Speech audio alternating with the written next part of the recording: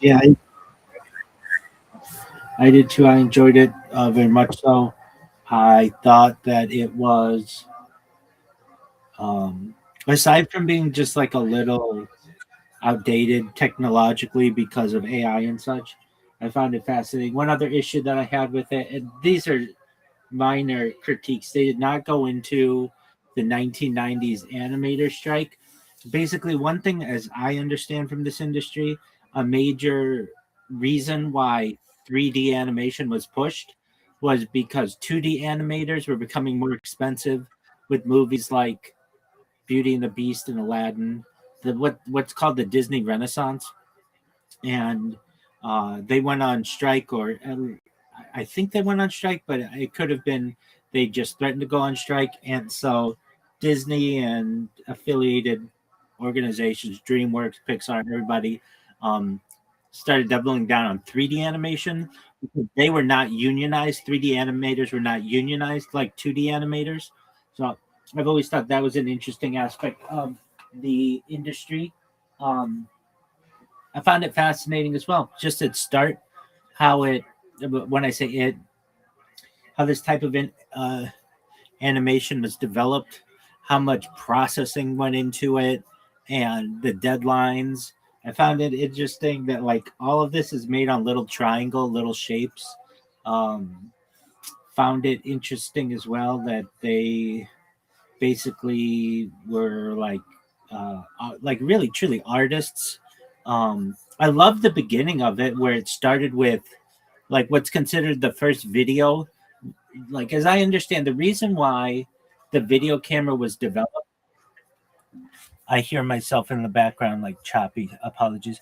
The reason why the video camera was developed was to see if a horse while riding, uh, just to see if a horse keeps all 4 feet on the ground when it's running, or if it ever gets completely off the ground when running. And people couldn't tell that with the eye. So, like in the 19th century, they uh, developed the video camera to be able to tell. And it does get off the ground just slightly, all four legs, as I recall. Um, and I want to double check that fact because,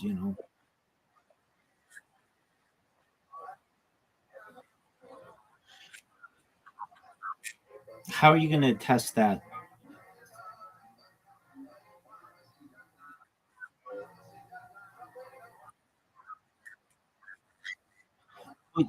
You'll see the footprints, but you won't necessarily see if the horse is completely airborne at that time.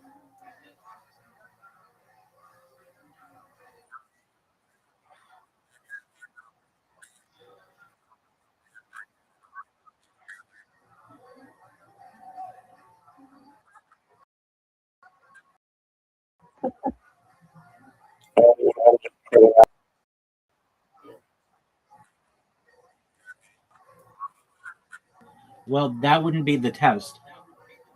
The test was in mid stride, does the horse ever have all 4 feet off the ground? And the answer is yes, it does. But nobody was able to prove that.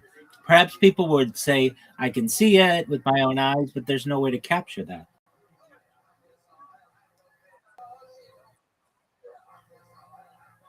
So, Edward Muybridge's The Horse in Motion, 1878, often titled Sally Gardner at the Gallop, is widely considered the first motion picture created using 12 to 24 cameras to capture a horse's stride. It proved horses lift all four hooves while running and laid the foundation for cinema. So it wasn't even just one camera, it was like 12 to 24 cameras taking a picture of a horse at different times.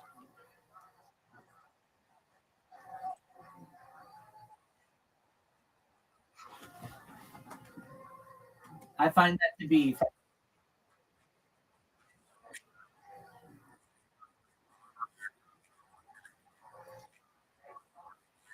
right.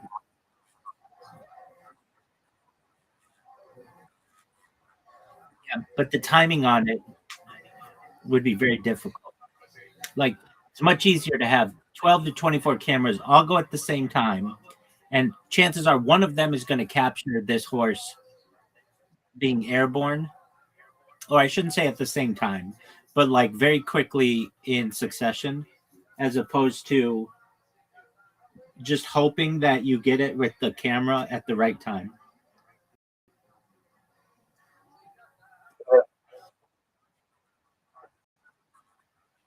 No, they did it with 12 to 24 still cameras first, but then they put them together, and it's considered the first video. You raise an interesting point, though. They had cameras before then for depending on what you want to consider to be a camera. Like there were different screens and things for like 60 years before then. That it's surprising that no one caught a horse in mid gallop. Oh, as I say that though, at the time you needed to stay still for a camera, and the horse is moving too quickly.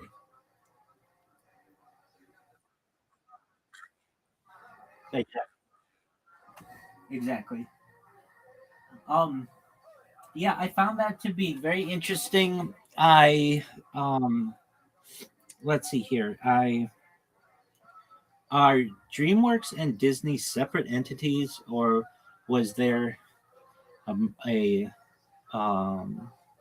did Disney buy DreamWorks and Pixar? Were Pixar and DreamWorks competitors?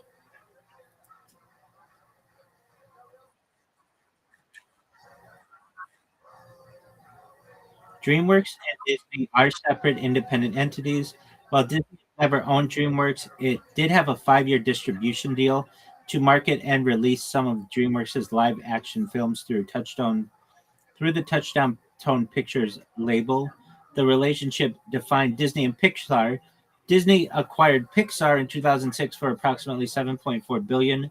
Before this, Pixar was an independent partner that co-produced films with Disney. Pixar is now a subsidiary of the Walt Disney Company, but operates as a separate creative studio. Uh, Pixar and DreamWorks, they have been the two primary rivals in the 3D animation industry for over two decades. This rivalry is often noted for twin films, movies similar themes released around the same time, such as A Bug's Life versus Ants or Finding Nemo versus Shark Tale.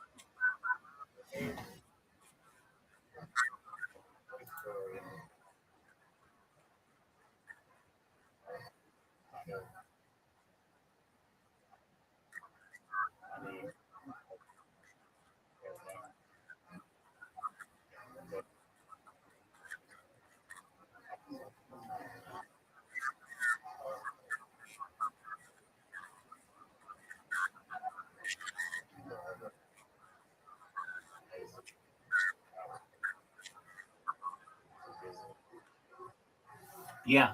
And it was interesting that Disney was able to make the sequels that were direct to video without the intervention of like the Pixar original animators, which kind of seemed like a um, sort of undermined Pixar's animators to some extent. You know that theory that The Simpsons has so many episodes that like everything will eventually be a Simpsons episode, or the Simpsons have covered every aspect of like or many aspects of history. Are you familiar with this theory?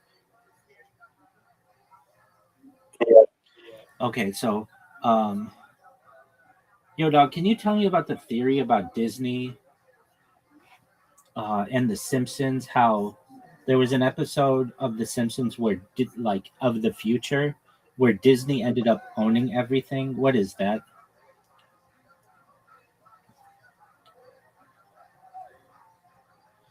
Okay, the theory you're thinking of is one of the most famous examples of The Simpsons predicting the future.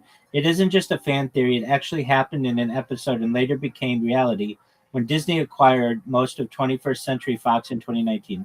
The episode, When You Dish Upon a Star, the specific scene comes from season 10, episode 5, which originally aired on November 8th, 1998. The joke at the end of the episode, a sign is shown outside 20th Century Fox studio a sign is shown outside the 20th Century Fox studio lot that reads 20th Century Fox, a division of Walt Disney Co. The context in the episode, Homer becomes a personal assistant to Alec Baldwin and Kim Basinger. He eventually pitches a screenplay to director Ron Howard, who takes the idea to the Fox studio. The prediction at the time, this was just a throwaway gag poking fun at Disney's habit of buying up other companies like ABC in 1996. However, nearly 20 years later, December 2017, Disney announced a multi-billion-dollar deal to purchase Fox's entertainment assets, making the joke a reality. So that like actually happened, and uh, I can see it happening with Pixar too, or with DreamWorks too. Either that, Netflix, or Skydance, who owns Paramount now. I can see them.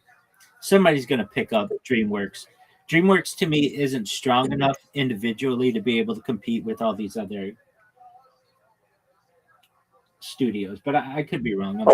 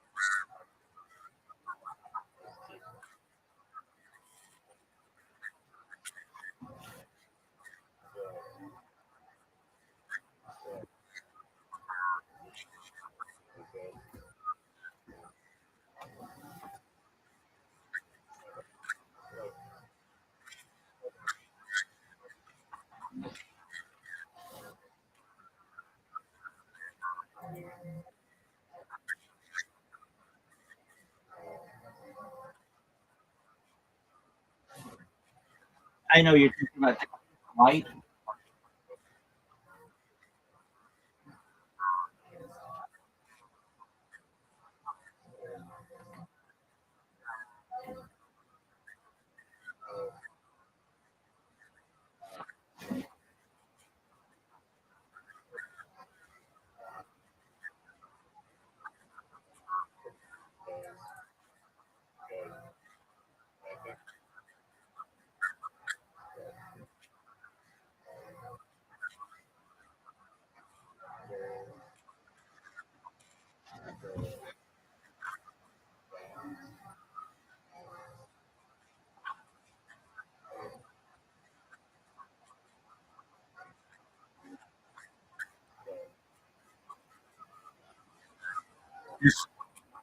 That's the big one.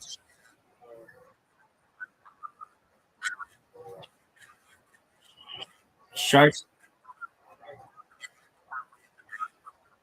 Oh, I don't know. Shark's Life. I think Madagascar. Ice Age. Just the top off the top of my head. I'm sure they have other ones too. One thing that they said, they made it sound like working at Disney was just like like sunshine and potpourri.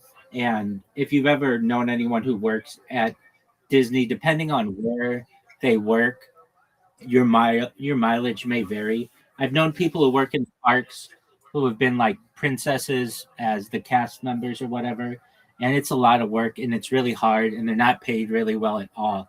They're actually paid extremely low, even though those are the highest roles. Like to be a cast member, like a the print the care like the people who are like the models, they get paid very better than the other people there, but it's still very low. And um the I've yeah. Um I've not known anybody in Florida, but at least the California ones, that's exactly what it is. And then there's an issue of they have an internship program. I've known some people who have done that as well, which I think is somewhat controversial. They they fly you to either Florida or, I mean, if you're in Southern California, um, you're here, but um, they fly like interns all over, generally the United States, to live in like dormitories that aren't kept up that well. And um, I don't know. I've heard stories more so in Florida because their minimum wage isn't as high, where people are just living in the motels around Disney World, raising a family and such. They're called like Disney employee families or something. There's like some name for them, and the the families are on welfare and like basically food stamps and all the other things, and uh, it's like the only job that the parents can get, and it just doesn't pay enough.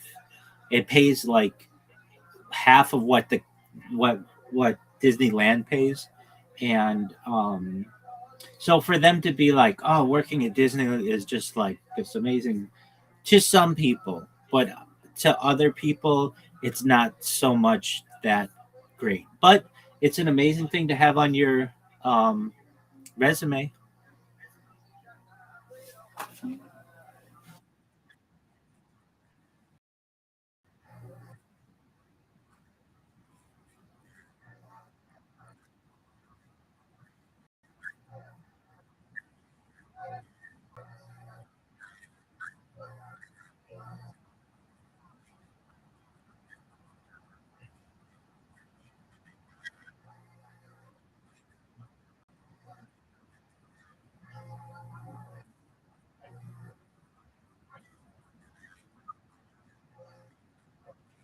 I think it was more like their experience as employees was really great, but you know that to be a little different from other people who have spoken about their experiences. I'm not saying no one has a good time there.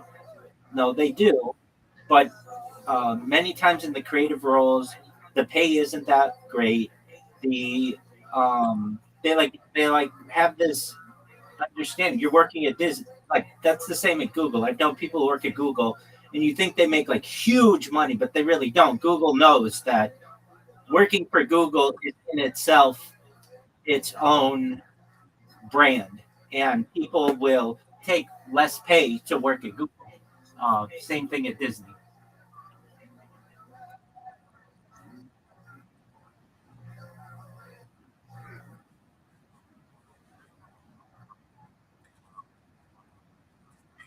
No, no, no. Their benefits are good.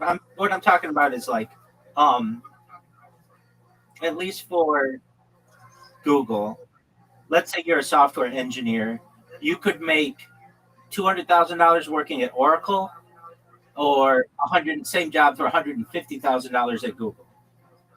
Now things can change, but Google knows that it's a brand. You work there every like, it's almost like going to a university when you're a Google alumnus or alumna.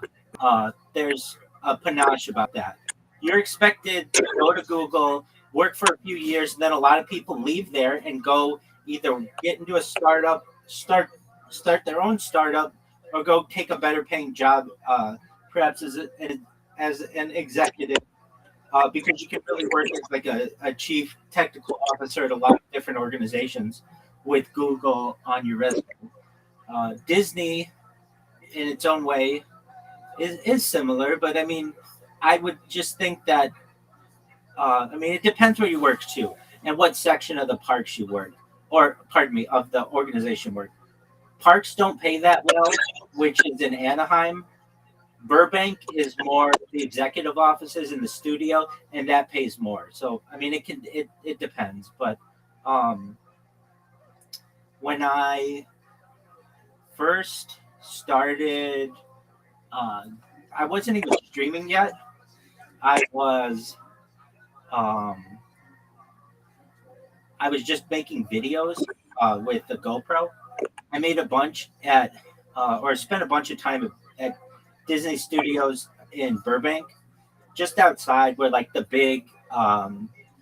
big wizard cap is. I don't know if you're familiar with seeing that.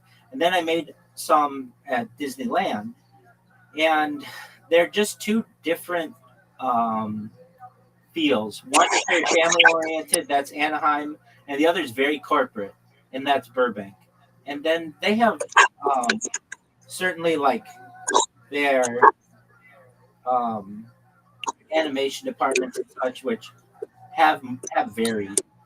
I think that many, like we've seen different developments of animation with 2D animation that dominated for like 100 years of Disney. Though Disney just celebrated its 100th anniversary of the company, um, so they've had like maybe 75 years or so, 80 years of development of the cartoon or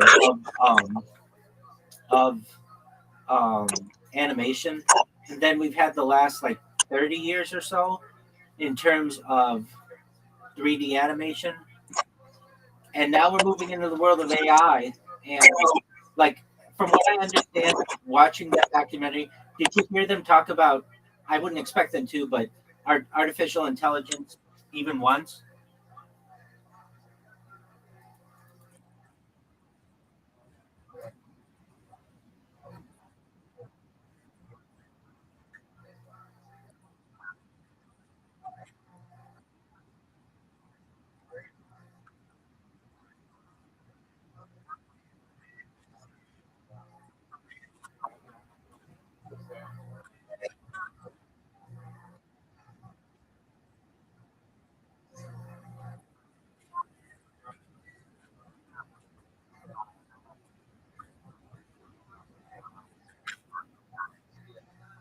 Okay.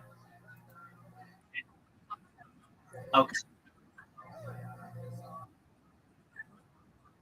Exactly. Exactly. So they didn't have the foresight to anticipate the role of AI, and now um, at least Disney sold its intellectual property rights usage, not the actual full uh, intellectual property, to ChatGPT for $1 billion. So now you'll be able to use ChatGPT to make Disney characters. Have you? Did you see this? This happened like in the last 3 months.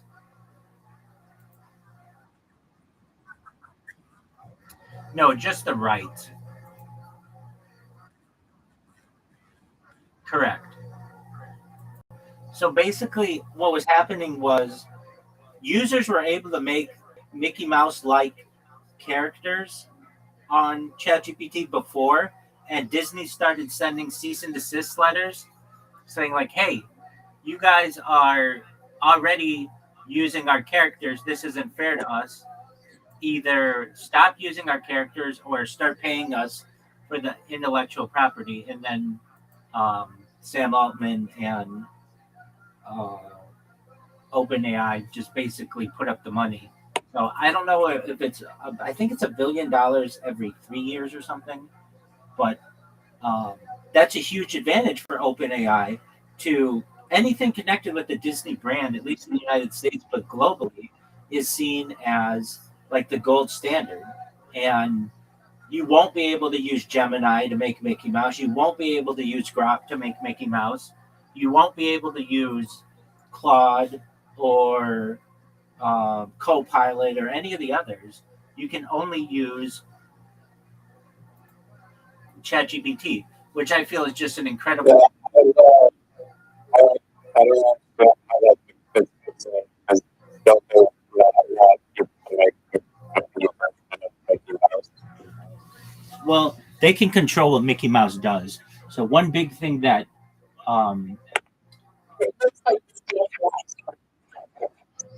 it looks like what? I'll look up Disney, uh, Open AI.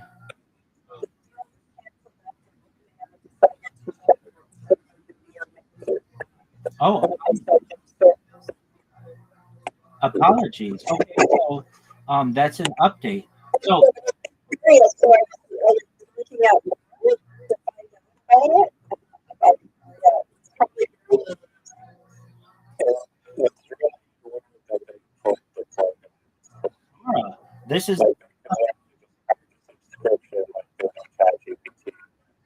this is the first time hearing about this. So this just happened within the last month. Opening discontinuing Sora. That seemed to be the next wave.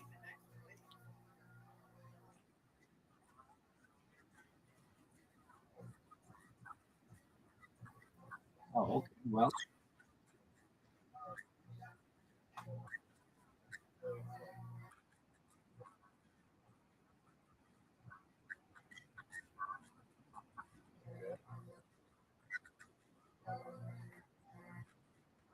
yeah, very interesting. Okay, so um, it was going to be a 3-year deal for $1 billion. Okay, so um, let's find out why is Sora ending.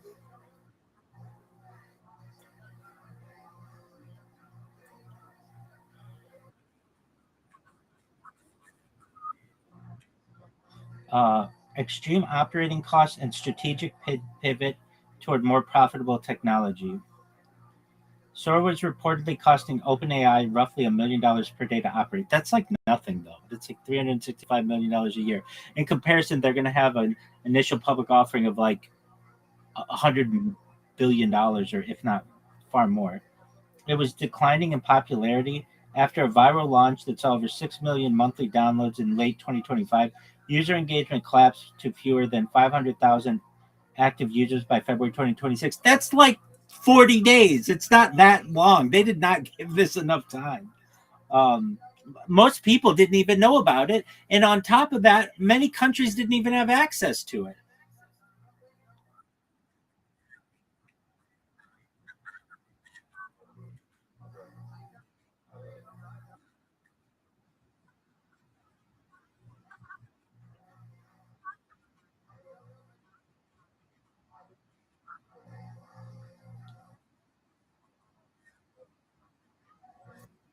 Wow, that's fascinating. Shout out to you, Mama Riser, for picking that up. That's breaking news in my world.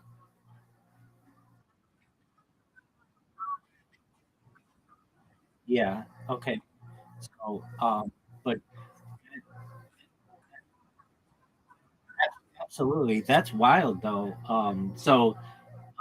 April 26th is the last day to use Sora. Riser, you and I were using Sora like to make funny videos. Like, I don't know. It's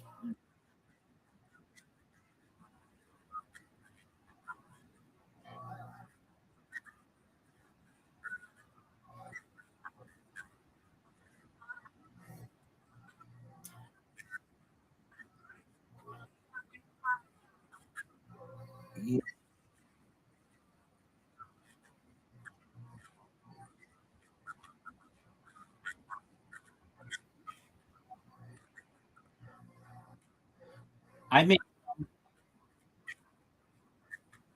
I have like a bunch of OpenAI accounts because even with their premium version, it knocks you down. Like you can't just use it unlimited or like seemingly. So I just created a bunch of OpenAI accounts, and I have a few different Sora ones. You could make what 30 a day. Are you saying that they stopped you from being able to do 30 a day?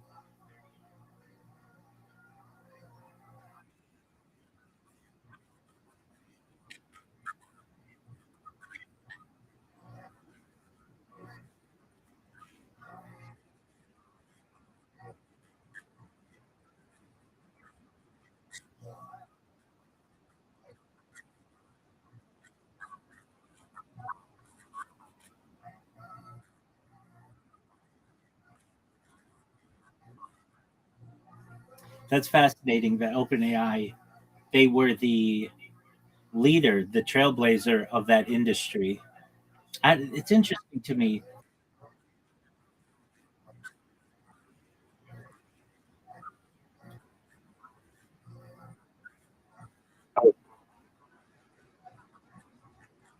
Very well could.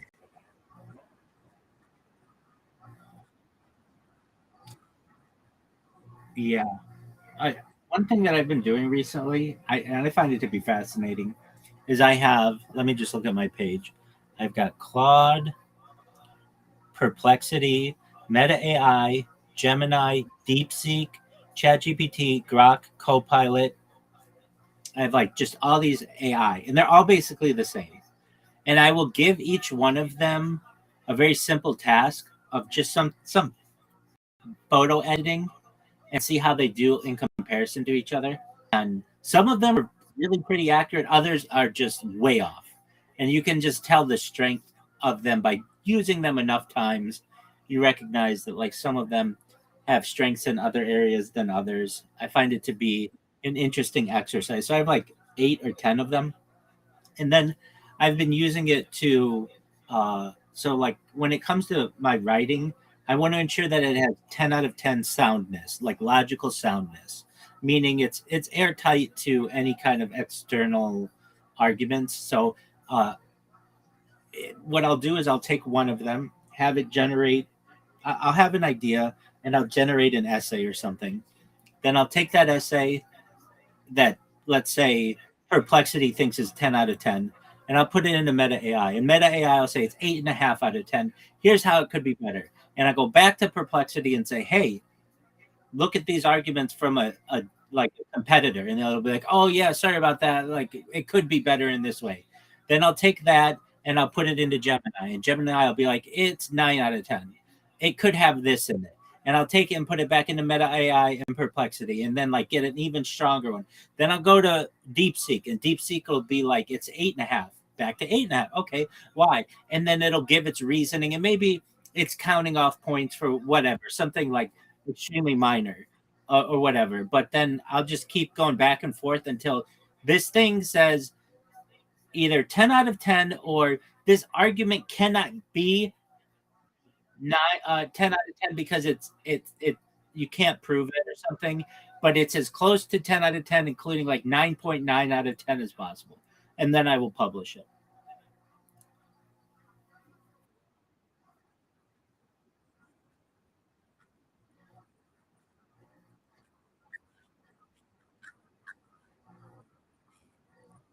I publish.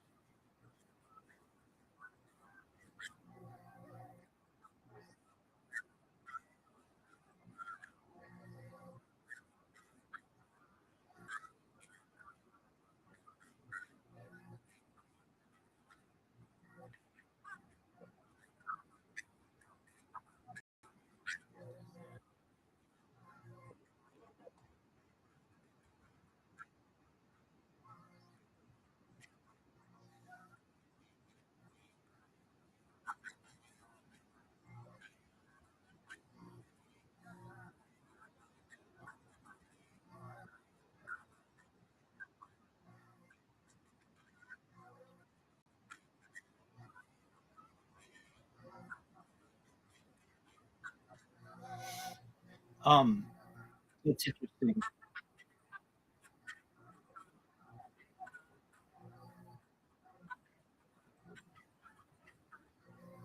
I don't know.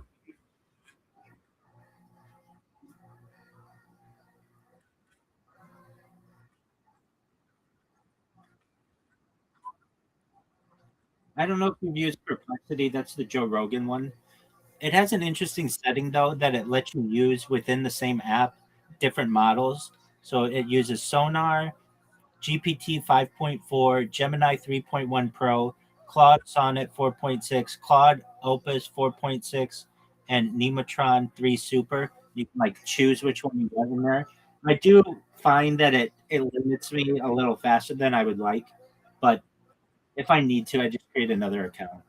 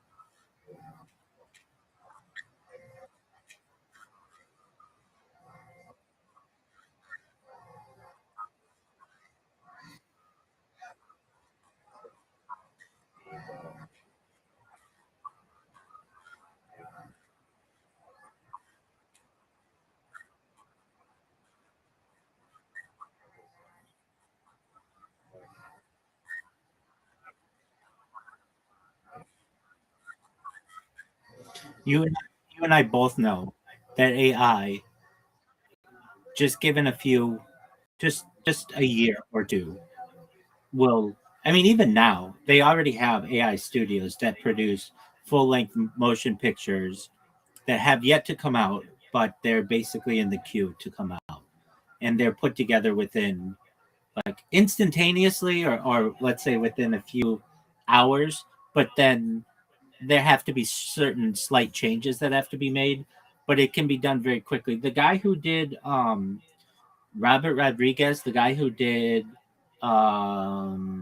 Seven, or not Seven, what was that? Um he did From Dusk Till Dawn, and um he has a studio that he's creating in Austin.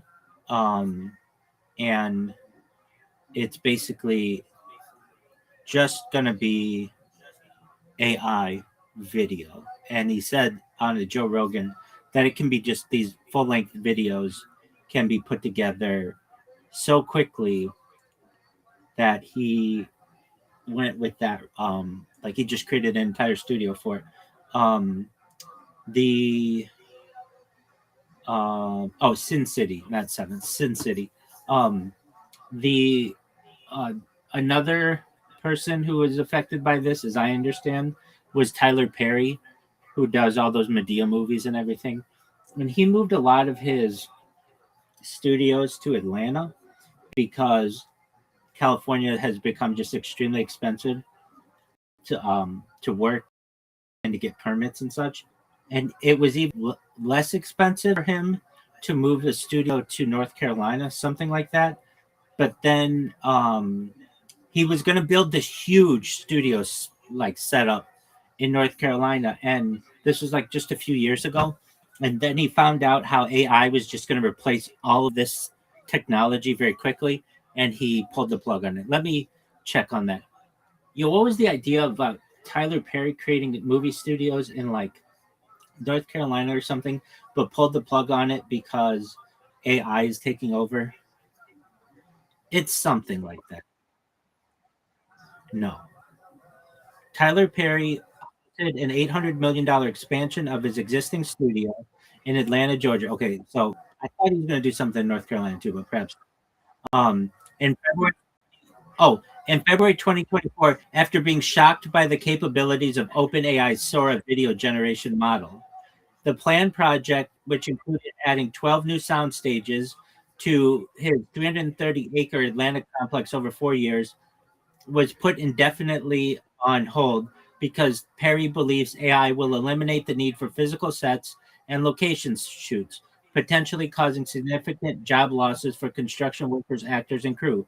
While Perry is integrating AI into his productions to reduce costs, he warned that the technology's rapid advancement threatens the future of traditional filmmaking jobs and industry-wide regulations to protect workers. So this is kind of hilarious that last year or 2 years ago, Tyler Perry was going to make this huge $800 million expansion.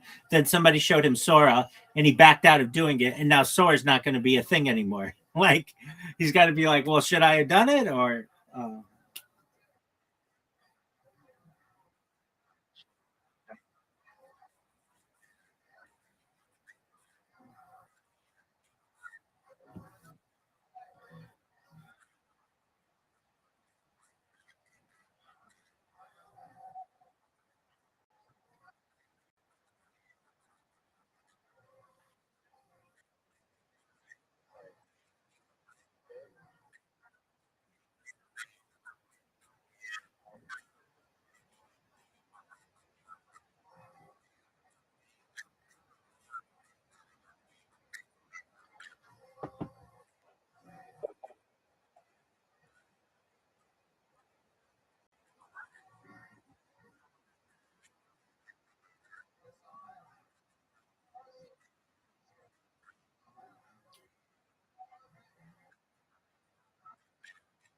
Right. It's just a matter of time. I mean, at one time, Microsoft Word was the only game in town when it came to word processing. Oh, there were some others, but Word Perfect and some others. But now you have Google Docs. They're the industry will many times trade use of its product for user data, and at least in small amounts. Now, do I ever think that you'll be able to make a 2 hour full length movie for free? I think you will. I think you will probably within the next few years.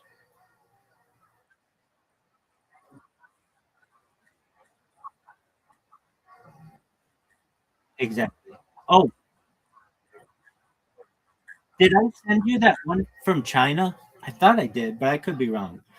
That they made that you couldn't tell was all AI, and it was. Did I send you that?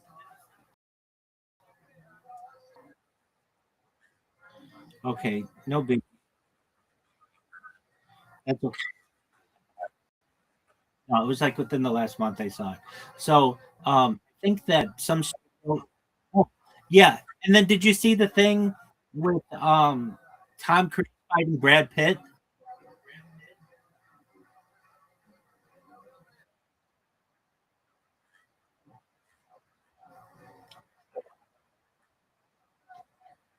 So if you, it's in your best interest. Just Google Tom Cruise fights Brad Pitt to see what this Chinese AI looks like, and it's like another level better than United States AI.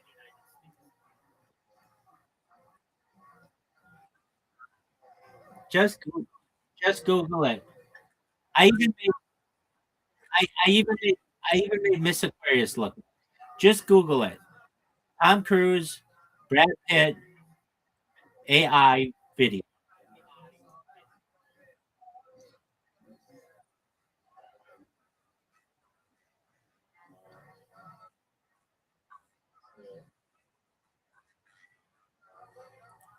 Okay, well, it came out like last month, maybe. Yeah, well, it's not that old, but you can see that China's AI is even better than what Sora ever was.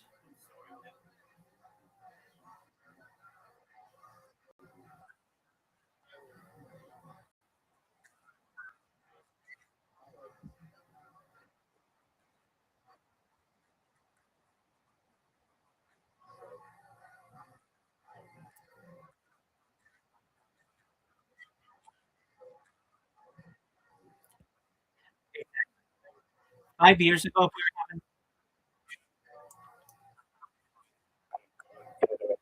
characteristics of that.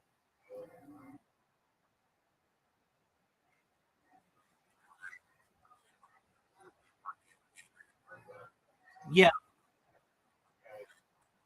Family Guy did this in the Road to the Multiverse, where they did like The Simpsons, they did like Powerpuff Girls, they did Disney. They like made all of their characters in those different looks. And now I know that's done in Korea by and it's hand drawn or whatever, but that's how I imagine you'd be able to do it in the future. And there'd be no, I mean, you could probably even do that now, where you have the different characters and you just choose the model you want it to be. So it could be an anime. It could be certainly like Pokemon. It could be Family Guy, Simpsons, Bob's Burgers, all that stuff. And you just choose how you want the characters to look and interact.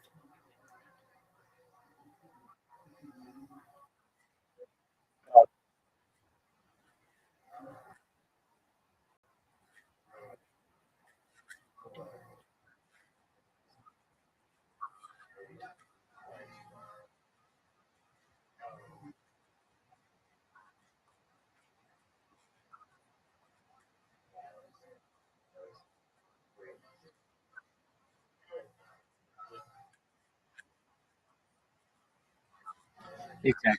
That's what's available to us.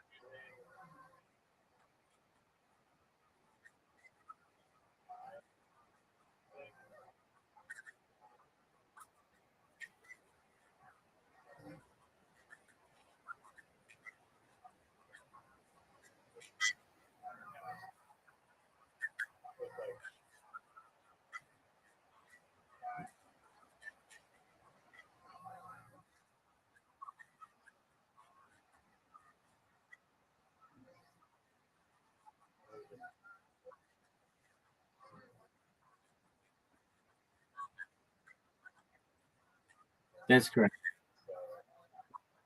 Yeah, you're not alone. A lot of architects feel that way, and a lot of practicality is already decided with AI, like where to put a closet or where to put a bathroom, even from things like, oh, it's better to have it on the right or whatever, like, and just how air circulation works and like things that you would never, as a single human individual, without actually building the house and running tests on it um, in like a wind tunnel, would you ever be able to like know the best ways to build this house? But with AI, it can do all of that, and then it's doing that for apartment buildings. So it'll be like, all right, there are like 6 different types of apartments that you can have in this apartment building, and here's how the apartment building is of its peak efficiency, and that's pretty easy for AI to do at this point. Um, maybe more challenges might come for like a skyscraper or something, but even still, it's just like it's really just using the same design strategy that they use for a small building and just maximizing it basically. But yeah, you're not alone with CAD design and architecture design.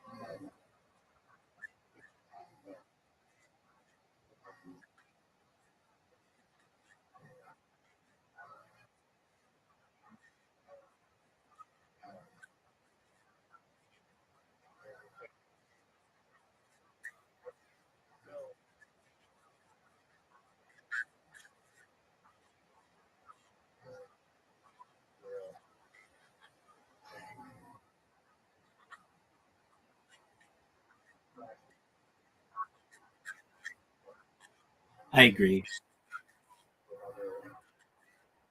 If you know anything about being an architect, then you likely know that it's very difficult to just even get your blueprint of your own to actually get built.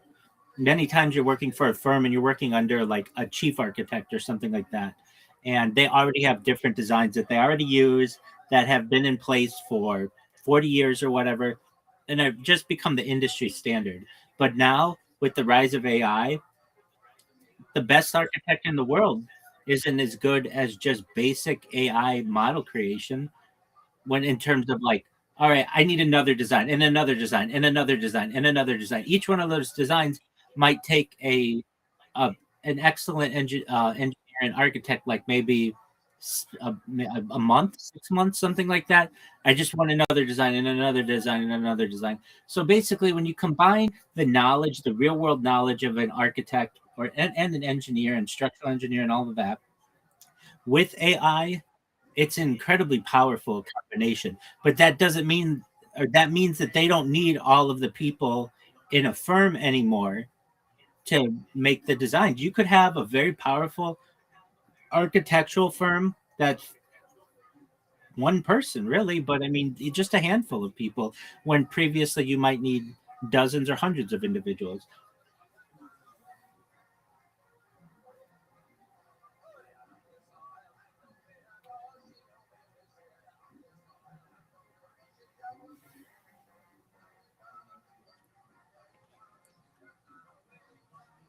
Well, that's how I feel. Riser, can you hear me?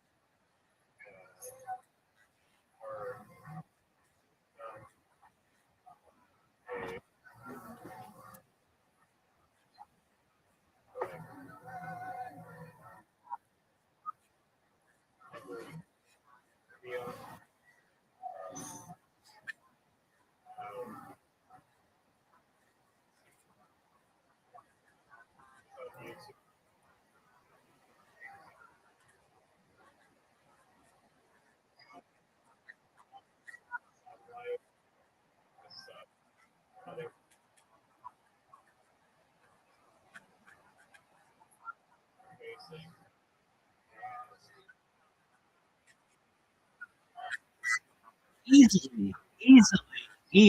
That's easy. That's easy.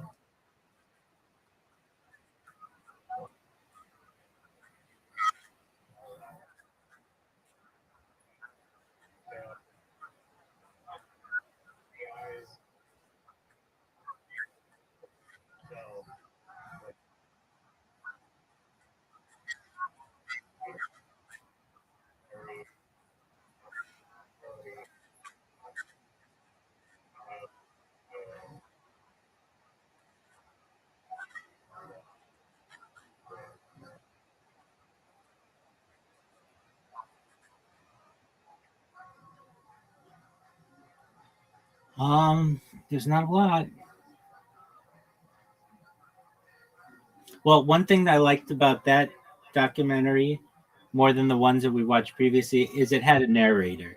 I feel like a narrator keeps the story tight, and it just helps if you're not staring at the screen reading things, which I occasionally don't always do, and it just helps to be a guide for the story.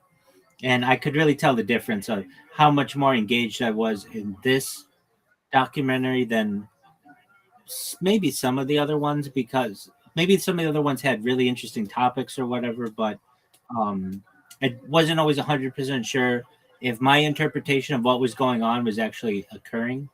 And yeah, well, it'll be interesting to see. I mean, we have these conversations recorded, so for anybody in the future, we're on the precipice of something really interesting in the world of AI video generation and animation. And um, I think that we'll probably there'll be some kind of niche that'll be like, hey, we're like crowdfunding or crowdsourcing a 2D animation like old fashioned cells. They'll and someone will want to put out that video, and it will be like, oh, this is how it used to be done. Like there will be some desire for that, but I think that it will be uh, a unique project. It will not. We won't revert back to that standard. It's just too expensive and it takes too long.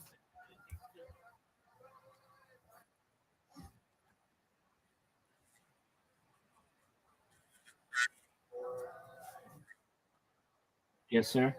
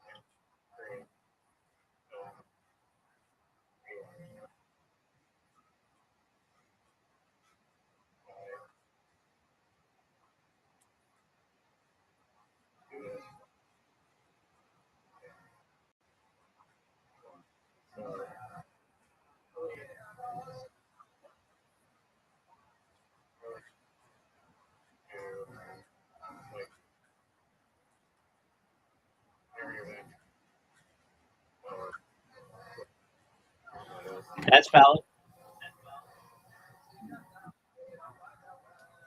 All right, big dog. Well, I appreciate the opportunity to be able to watch the documentary with Mama Riser and you. And come back tomorrow. Let's watch another one, okay?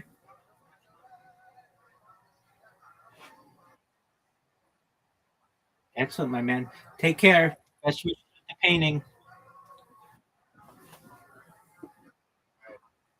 Peace out, Girl Scout.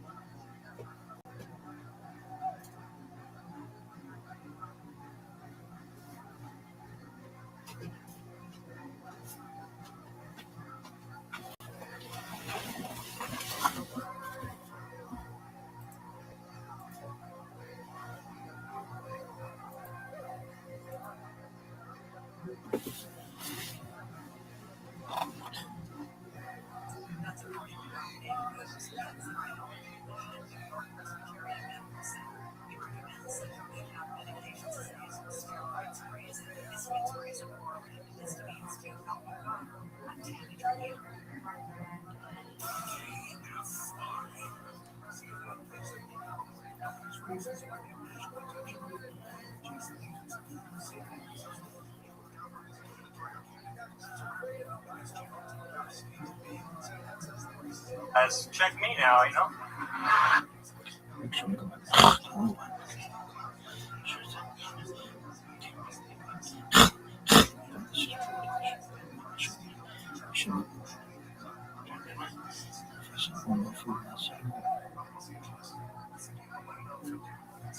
Love this song.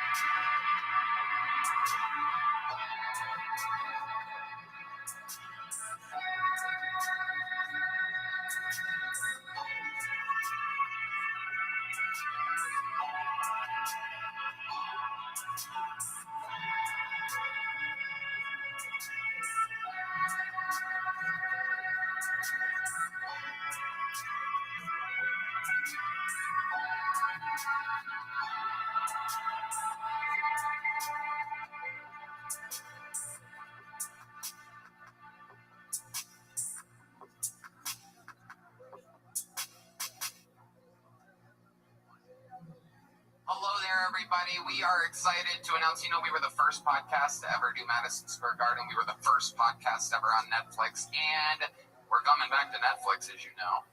And now we are proud to announce we are going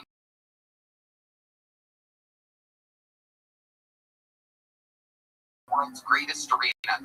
Tickets go on pre-sale. Special 2-day passes available on Wednesday morning at 10 a.m. Eastern Time. That's Wednesday, April 8th at 10 a.m. Use the promo code KILL26, KILL26, and you can get special 2-day passes, or you can get a one-night pass, but you might as well come both nights. You're going to be in New York City. Make a trip to the greatest arena in the world. Support your favorite show on planet Earth and see all your favorite talents of the future, the past, and the present in Kill Tony live at Madison Square Garden. Tickets go on sale Wednesday, 10 a.m. Don't mess it up.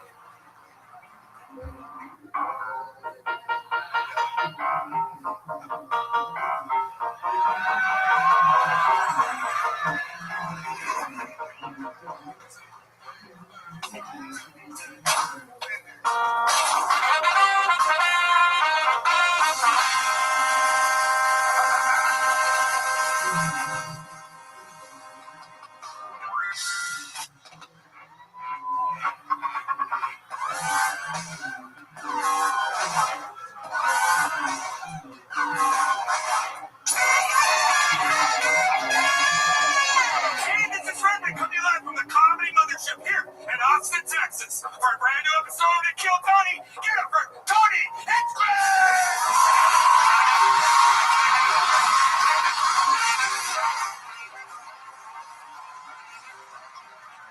who's ready for the best fucking night of their lives, huh?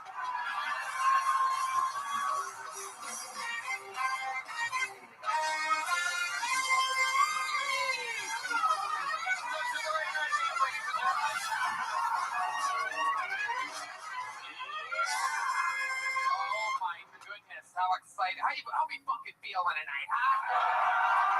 You're the #1 live podcast in the world, Kill Tony, brought to you by Shopify, Tacovas, and ZipRecruiter. Oh my God, it feels good in here. How about one more time for the best damn band in the land, everybody? Fernando Castillo, Raul Vallejo, Carlos Sosa, Michael Gonzalez, and Nachos Belgrande. The great Matt Mueling on the electric guitar, John Dees on the keys, and this, believe it or not, live in the flesh is D Madness, ladies and gentlemen. Oh my goodness, what an exciting episode we have for you tonight. Before we get started, here's a little bit more from the amazing sponsors that made it all possible. Look, I've worked with some big name CEOs, founders, Fortune 500 types, and you know what they all have in common? At some point, they Googled themselves and did not like what they found. Maybe it's a competitor narrative that's taken on a life of its own, or a bad quarter of your company that somehow became its whole identity, or a leadership story that the press decided to write for you without asking. That's where net reputation comes in. And no, this isn't about hiding anything. This is about making sure that when before your investors or your next big clients search your name, they see the full picture, not just the one paragraph from 2021 that will not die about that time in a comedy club. Net reputation works with executives, corporations, and business leaders to build, protect, and manage how you show up online, because your reputation is the most valuable asset to you. More valuable than your LinkedIn profile. Definitely more valuable than that company headshot you've been meaning to update since 2017. Think of them as your digital PR team without the $800 an hour retainer and the assistant who never responds. If your business is serious, your online presence should be too. Visit netreputation.com, America's largest online reputation management company, because the only thing that should define your brand is you. You guys ready to start tonight's fucking show? Wow. Every single week I book it. You've seen it before. Sometimes it's 3 guests, sometimes it's 2, and then every once in a while you're on a night where it's so magical that I have one guest that I love so much, that our chemistry is so good, where we roll with one. This is one of those nights. Ladies and gentlemen, I present to you not only one of my favorite humans in the world, a man that I consider brotherly, fatherly, fucking super friend, but a genius who his new special, Take a Banana for the Ride, is on Netflix, just came out, and you will see him on the roast of Kevin Hart on May 10th. Ladies and gentlemen, my mentor and one of my best friends, the great roast master. Okay. What is that number? Is it 811 or something? 988. Call 988. Yeah, call.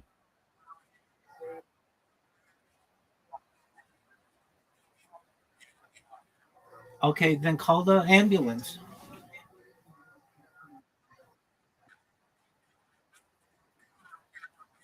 Well, then they don't matter.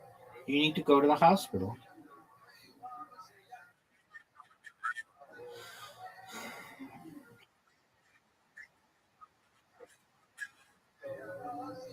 I can't give you any advice. I've given you the advice that I can.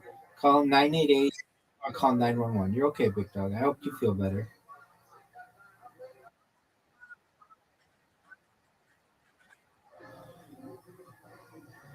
Okay.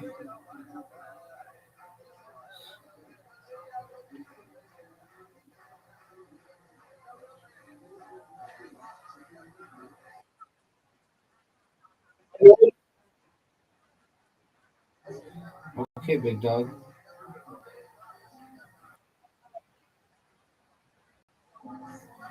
Okay.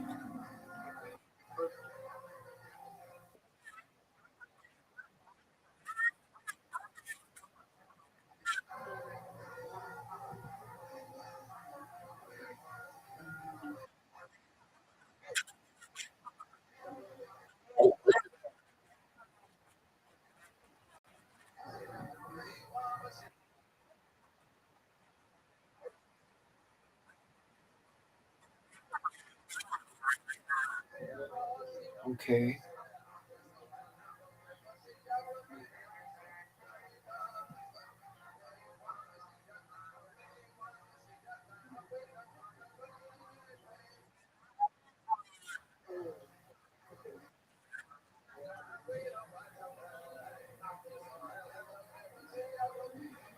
How about you just get some sleep?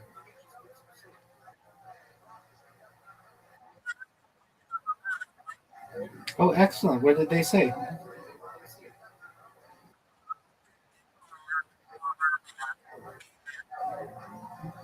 Okay. How long ago was that? Oh, excellent, my man. Keep me updated on that. What kind of job was it? Oh, great, man.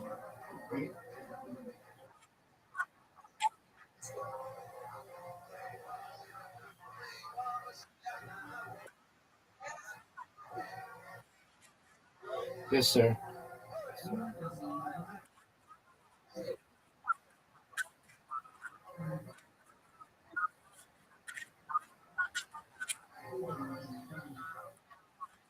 Yeah, I mean, we're talking about like less than 2% of the United States and less than essentially 1% of the world. There are rich and poor within all sociographic entities. We as Jews, generally because of our religion that focuses on two-parent families and positions that are like many times lawyer, doctor, accountant, we push our children into those roles, then you have a higher net worth of individuals. But there are some sociographic entities that are larger, like, for instance, many Chinese immigrants in the United States have extremely high, especially in the Bay Area, have extremely high net worths. So it depends on how you parse the data, and you can look at entire countries, Liechtenstein, or Luxembourg. They have higher per capita uh, per capita net worths than Israel does.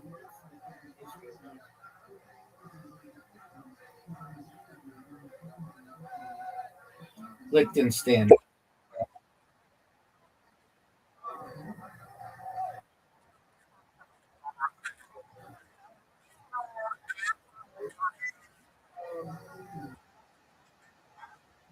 Yep. No.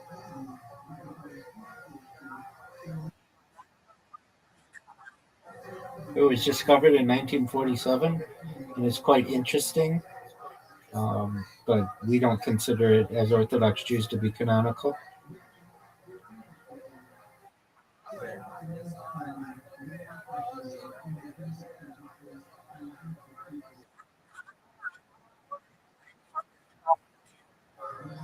Um, so, if you mean the Divine Comedy in three parts,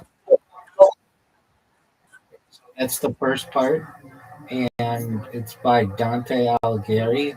It's just basically a middle age monk, essentially, or religious individual who wrote what he believed to be I believe it's the seven levels of what is believed to be a negative afterlife in Christianity, but I'm not Christian, so I can't really speak too much on that.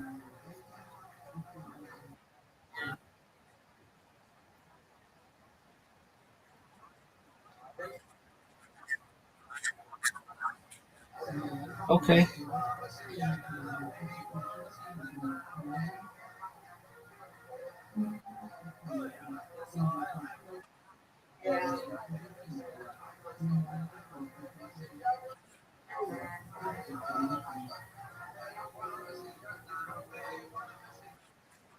Yes, sir.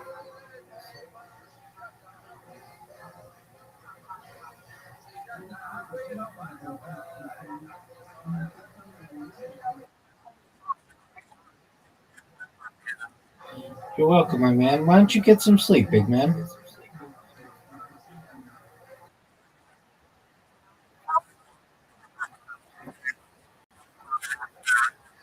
Okay, well, go watch some happy television show or movie or something that gets your mind off things. Cool, man. You can stay here if you want, but just go watch something.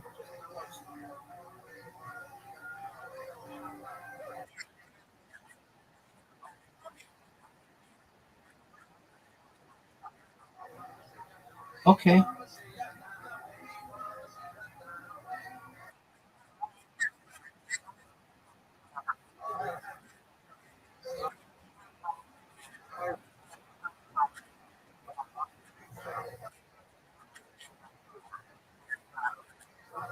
Okay.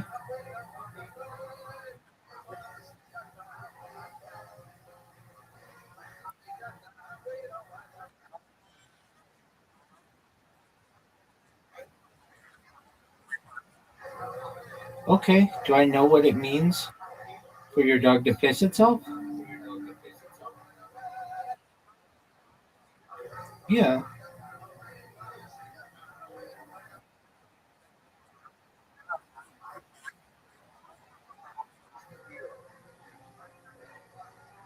Ignore it. Get some sleep.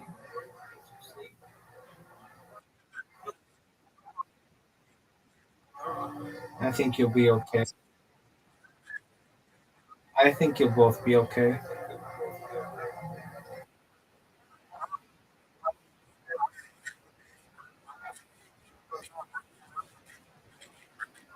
Okay. Maybe your dog's just hearing something that's like really, like something outside or something. Something that's like of this world.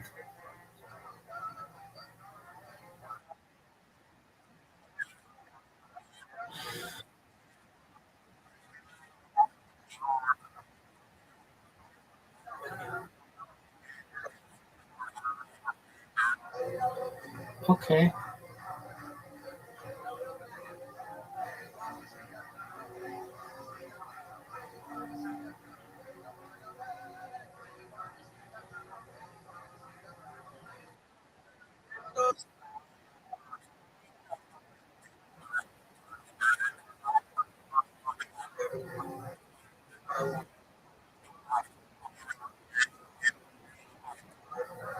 Okay. I mean, you can really, at a certain point, only worry about yourself and make sure that you're doing okay.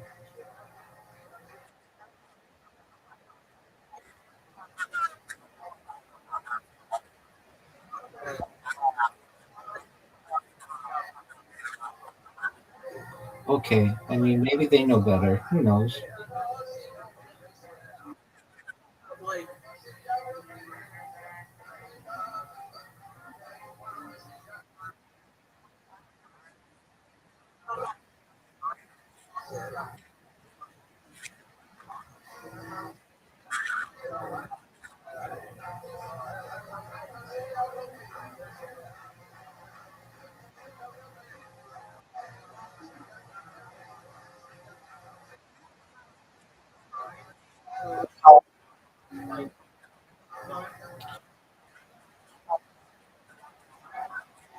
There you go. There's nothing you can do under those circumstances.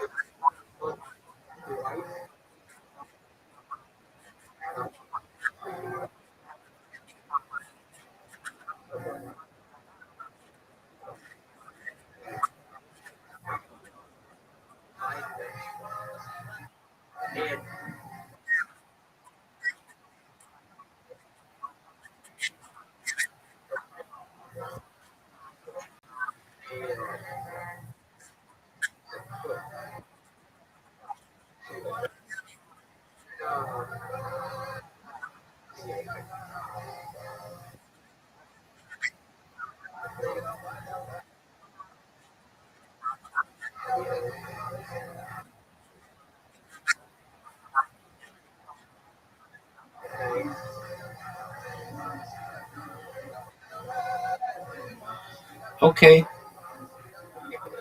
So did they kill the guy? Okay.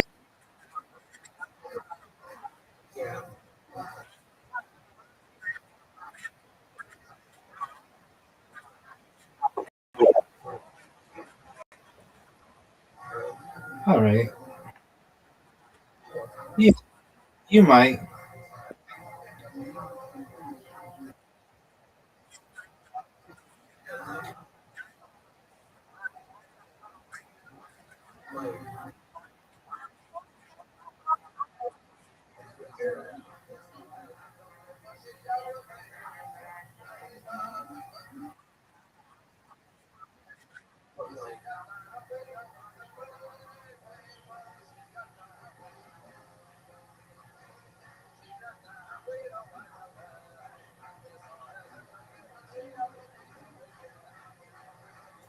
Why don't you go watch some TV or something? What would you want to watch if you could?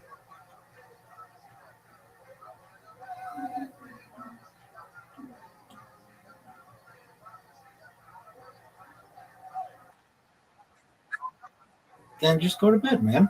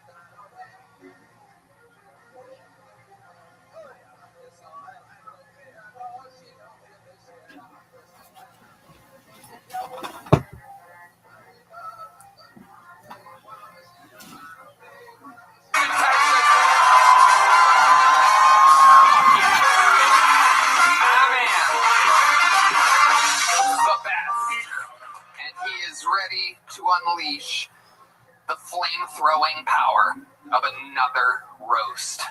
May 10th, the roast of Kevin Hart. It's going to be the best. It's going to be the greatest roast ever. It really is. I don't know if Tony will ever be able to top his last step, but you are the Nikki Glazer of Austin. Thanks for having me, Tony. That is the harshest roast joke I've ever had told to me, by the way. That's exciting. I'm just going to take that one, absorb it. The best jokes, the most unattractive front row I've ever Fucking ice truckers over here. Welcome. It is a wild-looking crowd. This guy looks like he plays the organ at a vape store. Look at this fucking guy. It's absolutely incredible. This guy right here? Yeah, look at him. Good. He looks like he sharpens his head. Fucking look at this guy got. It's incredible. The human dildo in the front row. Jesus. It is amazing. Like your head should be part of a car wash. The bristles. I'm jealous. Look at me. He asks this guy goes in and asks his barber for the felt tip. Can I have an old paintbrush, please? That's nice. Your bar name is Used Paintbrush. We're going to have fun tonight, Jeff. You've done the show so many times. You were with us in the belly room when barely anybody knew about the show. He used to let me leave the writers' rooms early on Monday. The rest of the writers used to make fun of me, going, what is this stupid pod? You think you get to leave at 7 p.m. to do some stupid fucking thing? They would bust my balls about it. Great memory. Oh, yeah, you remember it when... Tony would have to leave to go to kill Tony. Yeah. And they all thought I was just trying to flake out of work early on Mondays. And back then in the belly room, there were like 80 people in the room and then another 80 watching on YouTube. Yeah, exactly. So you know how it works. We've done it all the way from the belly room of the Comedy Store to Madison Square Garden. Over 200 human beings signed up. They are packed like sardines in a dilapidated bar next door. If I pull their name out of the bucket, they get 60 seconds uninterrupted. You know their time is up and you hear the sound of a kitten. That means they wrap it up then, or else they bring out the angry bear, which really is them. And then I conduct an interview, and they get feedback and take questions from me and the Roastmaster General, Jeffrey Ross. Anything can happen. The whole thing is improvised. Are you guys ready to start tonight's fucking show or what? We're going to start with a bang, ladies and gentlemen. I have one of the best golden ticket winners of all time, maybe the GOAT golden ticket winner, here to get tonight's show started. The automatic machine. Ladies and gentlemen, this is the one and only Martin Phillips, everybody.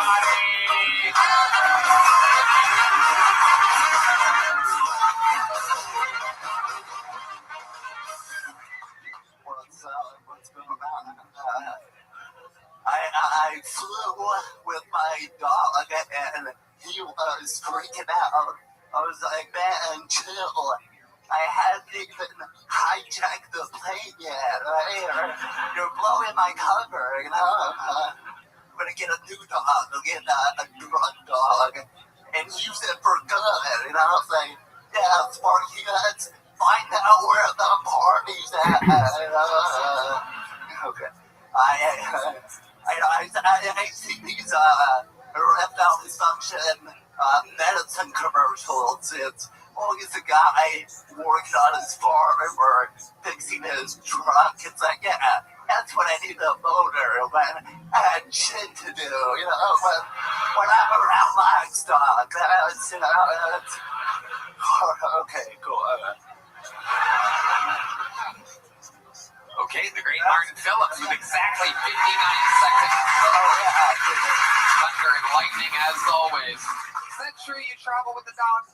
Yeah, I don't always, but great setup to a story I wanted to tell. You know, perfect. I don't always travel with them, but every now and then I'll bring it as like a trip. So anyway, usually I drug him the fuck out. How do you do that? Oh, well, he gets a cocktail of gabapentin and trazodone, and it works.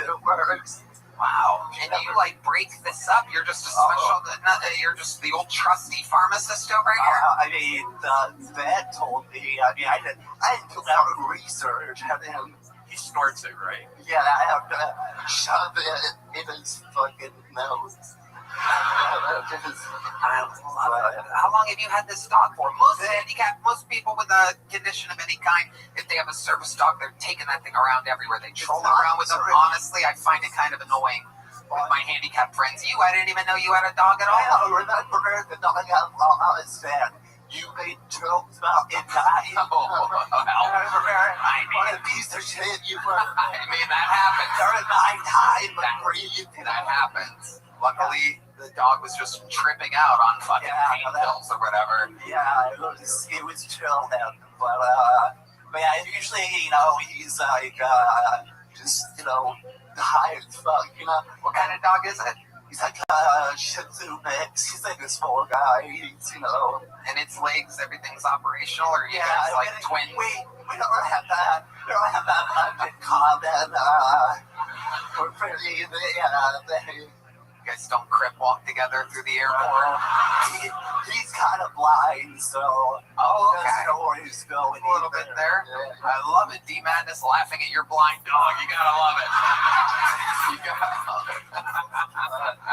Does it wear wacky light up glasses like he does?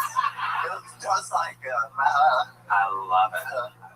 But yeah, anyway, so usually he's, sleeping and stuff, and then we were on the plane, and for some reason, he started to, freak out or something. I don't know what was happening. He started to get out of the carrier, but I calmed him down to the truck's head, and 2 minutes later, I had, a hoodie on. I looked up my sleeve, I was like, is this shit? Yeah, he took a shit. In the carrier? The carrier, during the flight. During the fight with you? The flight. Okay. I thought you guys got into a fight, trying to keep him in the carrier. Yeah, because he was shitty. That's why we were fighting. Yeah, he did. Well, terrorist. I know. And no one said anything, but I'm sure they're looking at me like, I think this guy shit himself. You didn't smell it at all? So if I leaned down, I could smell it. I definitely was like, uh-oh, but there's nothing we could do. What airline was this? Delta. Oh, okay. Normally you can pick up a scent on Delta. Southwest, it always smells like dog shit. So. Yeah.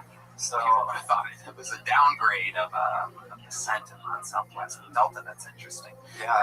Were you in business class or normal? I think I was just normal. We were in the back, so. Oh, cool. Shit goes down back there. That's right. Literally. Yeah. He lived up to the Shih Tzu name. Yes, indeed. Really, So that's incredible. So you had it on your hoodie. Were you a little bit insecure after that? Was anybody sitting next to you? Luckily, there was nobody next to it. Amazing. Call it out. That would have been great if it was like a Indian guy or something, and you're like, God, it's this guy over here. Did you turn it inside out? Good question. Shitmaster Brian Redman. Master of having poop on him, everybody. Our senior poop correspondent, Brian Redman, with the tough questions. I just rolled up the city. Rolled it up. So amazing. No one who there is. So. Amazing. Jeff, is this your first time seeing Martin? I've seen Martin before, never this close. Is your dog? Maybe your dog thinks you're wet all the time. He's always like shaking, like the way dogs shake when they're wet.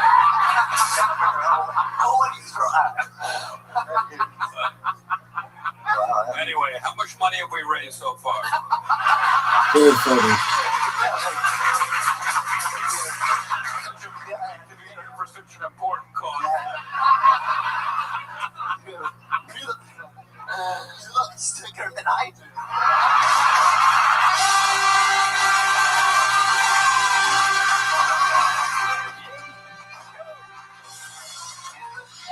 It's extra funny because I'm healthy.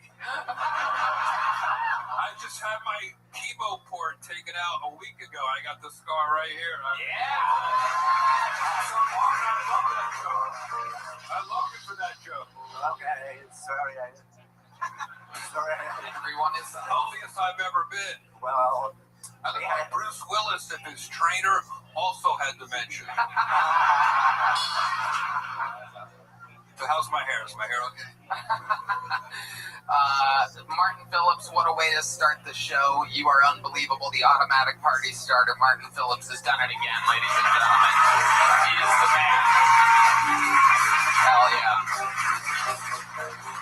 And now to the bucket we go. You guys know how this goes. It could be an insane person trying it for the first time. It could be the future of comedy that's been signing up for 2 years in a row and waiting to get pulled, and it hasn't happened. It could be anything in between. We're going to find out all together. Your first bucket full of the night goes by the name of Aaron Spaulding, everybody. Put your hands together for Aaron.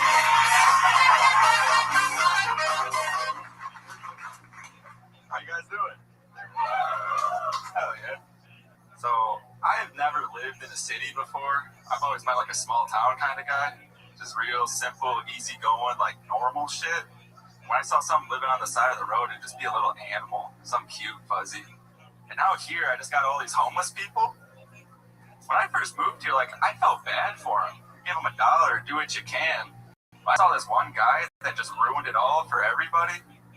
He was holding his sign that said, "Cancer can't work." How are you going to use your zodiac sign as an excuse to being homeless? You're not out here because you're born in July, dude. That's insane. I'm working 3 jobs, struggling to feed myself, and you're just sitting, "Oh, I was born in July. Can you help me?" Like, no, fuck you, dude. But I try to look for the bright side in everything. I really do. With having the homeless people here, I think I finally found it. It's like if you're out here on 6th Street and anybody starts like shooting, they start blasting, we got a lot of meat shields we can use. I'm grabbing the guy in the wheelchair. I'm charging straight at him. We're going to be the heroes of the day, man.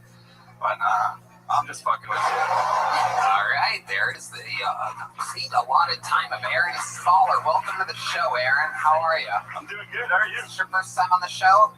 No, 3rd. Okay.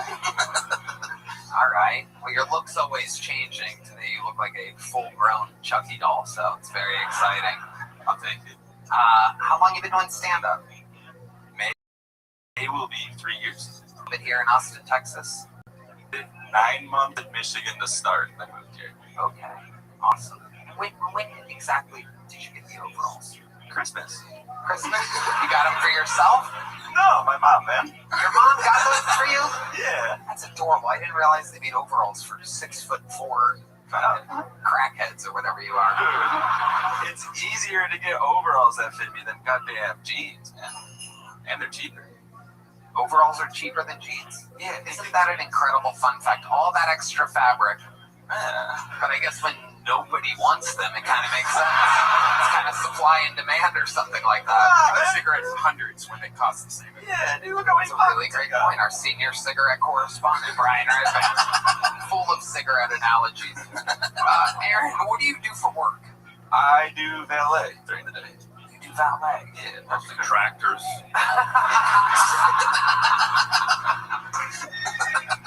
John Deere.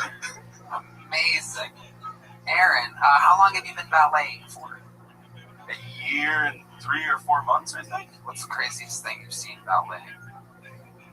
Easiest thing or anything? Come on, there's got to be something wacky. I know you're trying to keep your job, but got in the car, there's something sitting on the passenger seat.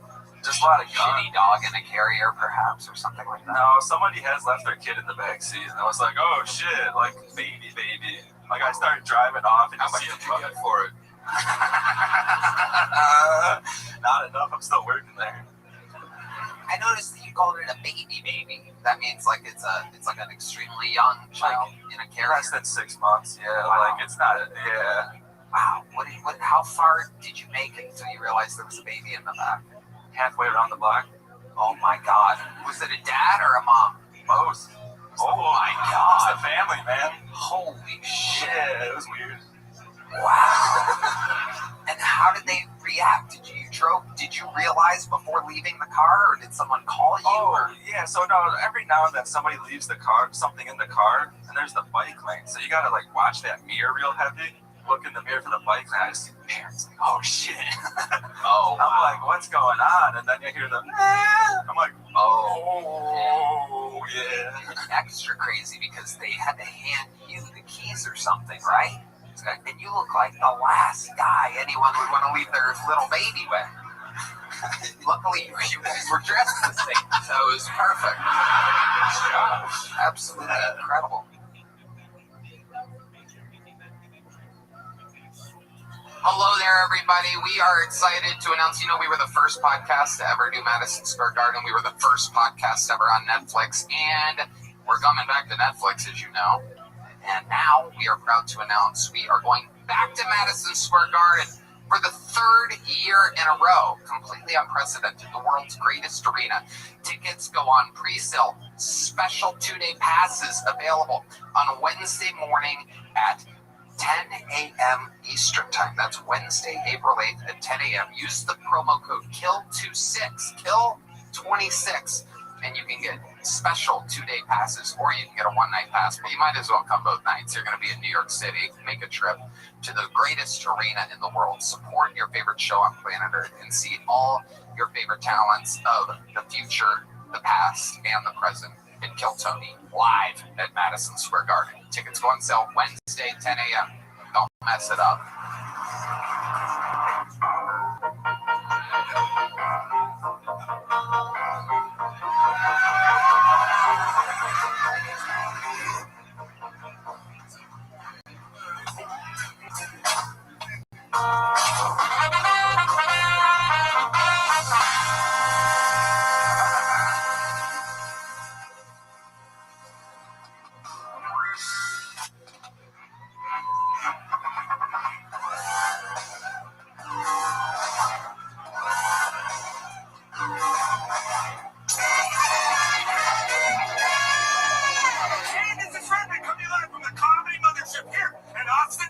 For a brand new episode of Kill Tony, get it for Tony Express!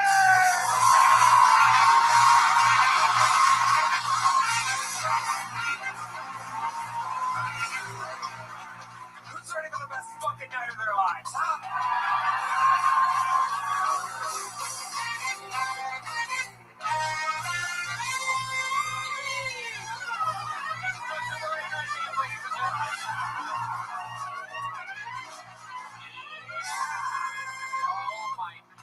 How excited. How we fucking feeling tonight, huh?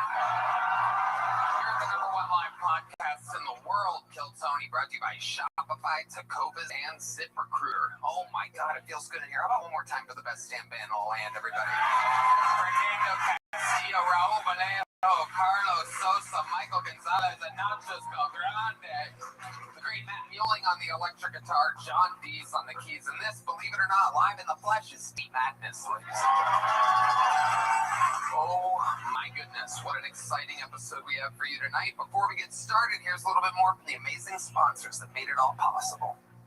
Look, I've worked with some big name CEOs, founders, Fortune 500 types, and you know what they all have in common? At some point, they Googled themselves and did not like what they found. Maybe it's a competitor narrative that's taken on a life of its own, or a bad quarter of your company that somehow became its whole identity, or a leadership story that the press decided to write for you without asking. That's where net reputation comes in. And no, this isn't about hiding anything.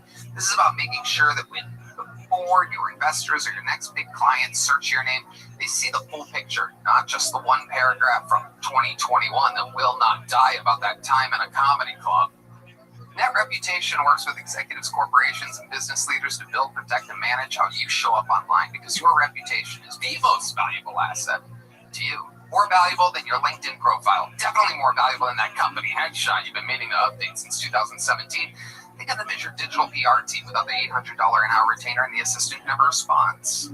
If your business is serious, your online presence should be too. Visit netreputation.com, America's largest online reputation management company, because the only thing that should define your brand is you. You guys ready to start tonight's fucking show? Wow. Every single week I'm booking You've seen it before. Sometimes it's 3 guests, sometimes it's 2, and then every once in a while you're on a night where it's so magical that I have one guest that I love so much that our chemistry is so good where we roll with one. This is one of those nights. Ladies and gentlemen, I present to you not only one of my favorite humans in the world, a man that I consider a brotherly, fatherly fucking super friend, but a genius who, right now, his new special, Take a Banana for the Ride, is on Netflix, just came out, and you will see him on the roast of Kevin Hart on May 10th. Ladies and gentlemen, my mentor and one of my best friends, the great Roastmaster General, Jeffrey Ross. Yeah, baby.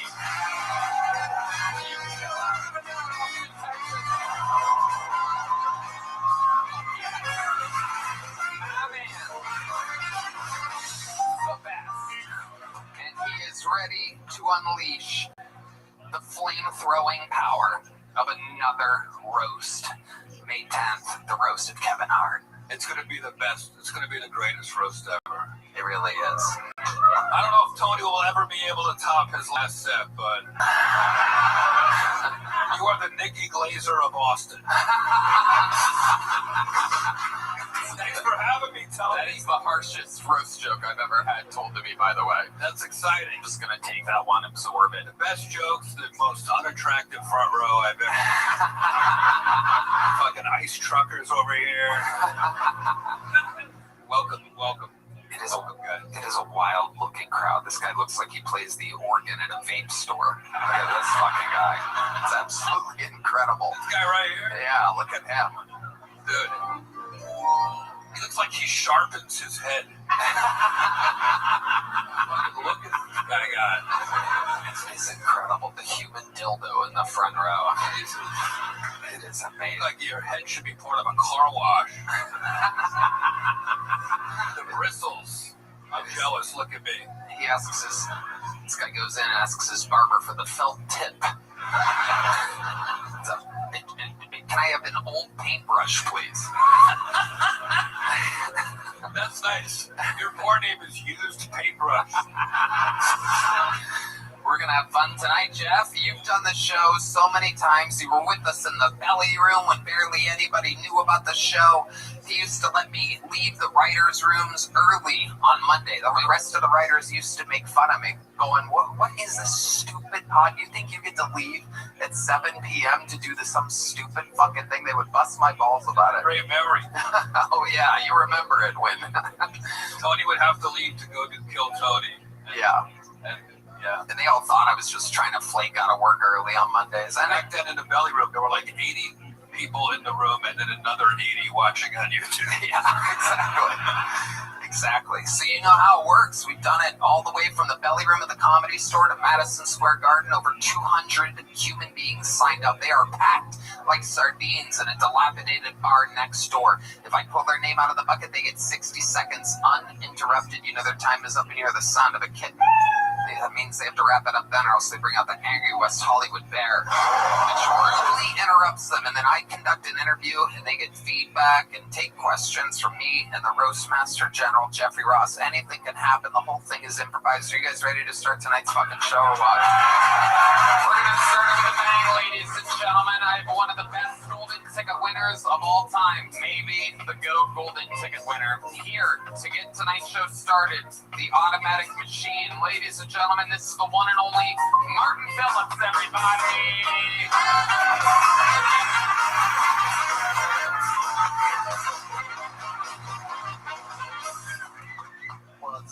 What's going on?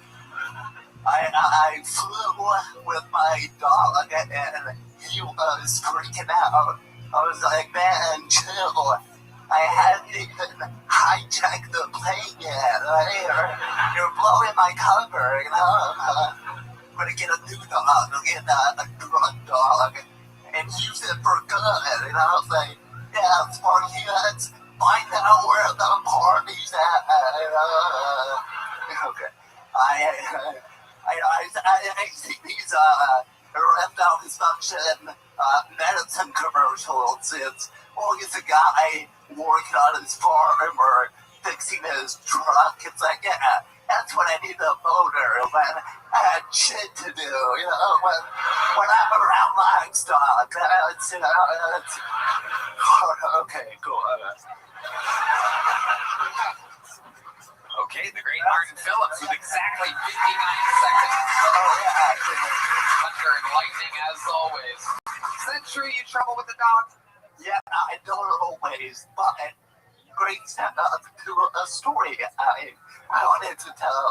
Perfect. I don't always travel with them, but every now and then I'll bring it. It's like a short trip. So anyway, usually I drug him the fuck out. How do you do that? Oh, well, he gets a cocktail of gabapentin and trabazone, and it works. It works. Wow. And you like break this up? You're just a special, you're just the old trusty pharmacist over here? I mean, the vet told me, I didn't do my own research. He snorts it, right? Yeah, I have to shove it in his fucking nose. I love it. How long have you had this dog for? Most people with a condition of any kind, if they have a service dog, they're taking that thing around everywhere. They troll around with them.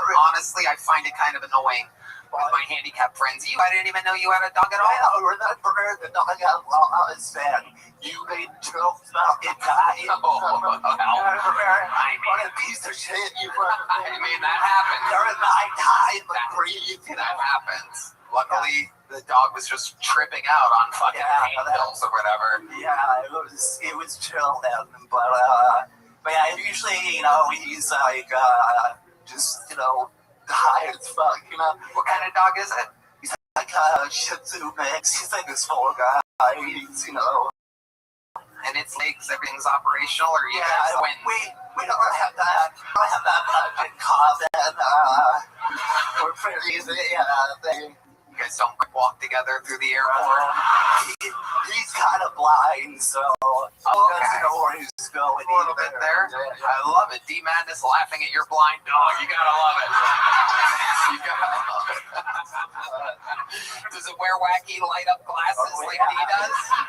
It does like I love it. I love it. But yeah, anyway, so usually he's, sleeping and stuff.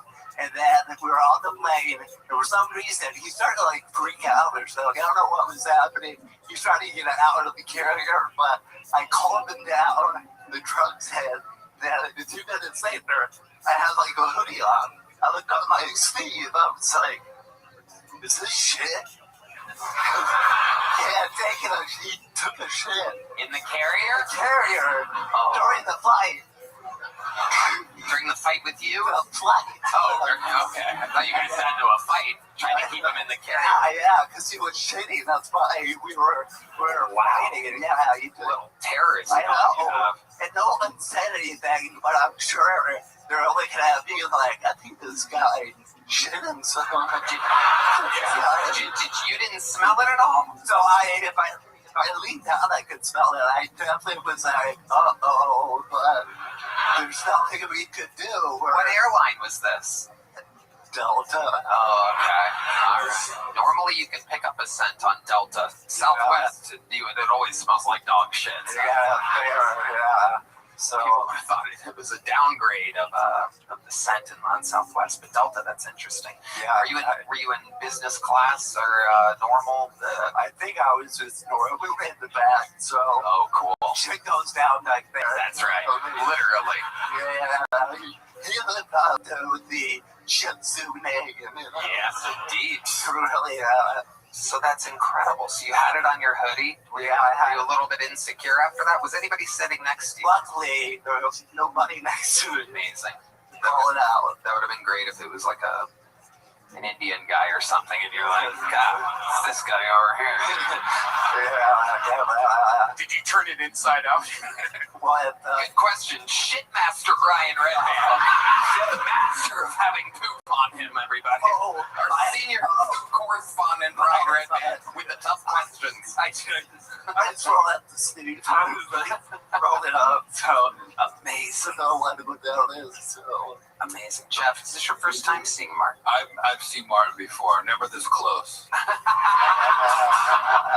Does your dog, maybe your dog thinks you're wet all the time? Oh, he doesn't want it. He's always like shaking, like the way dogs shake when they're wet. Always try. Anyway, how much money have we raised so far?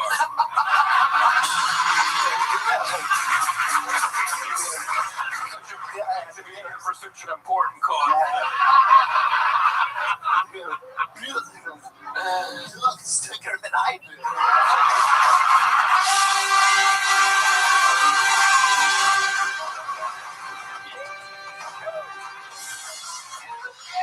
It's extra funny because I'm healthy.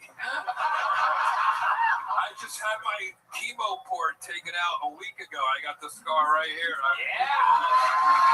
So Martin, I love that joke.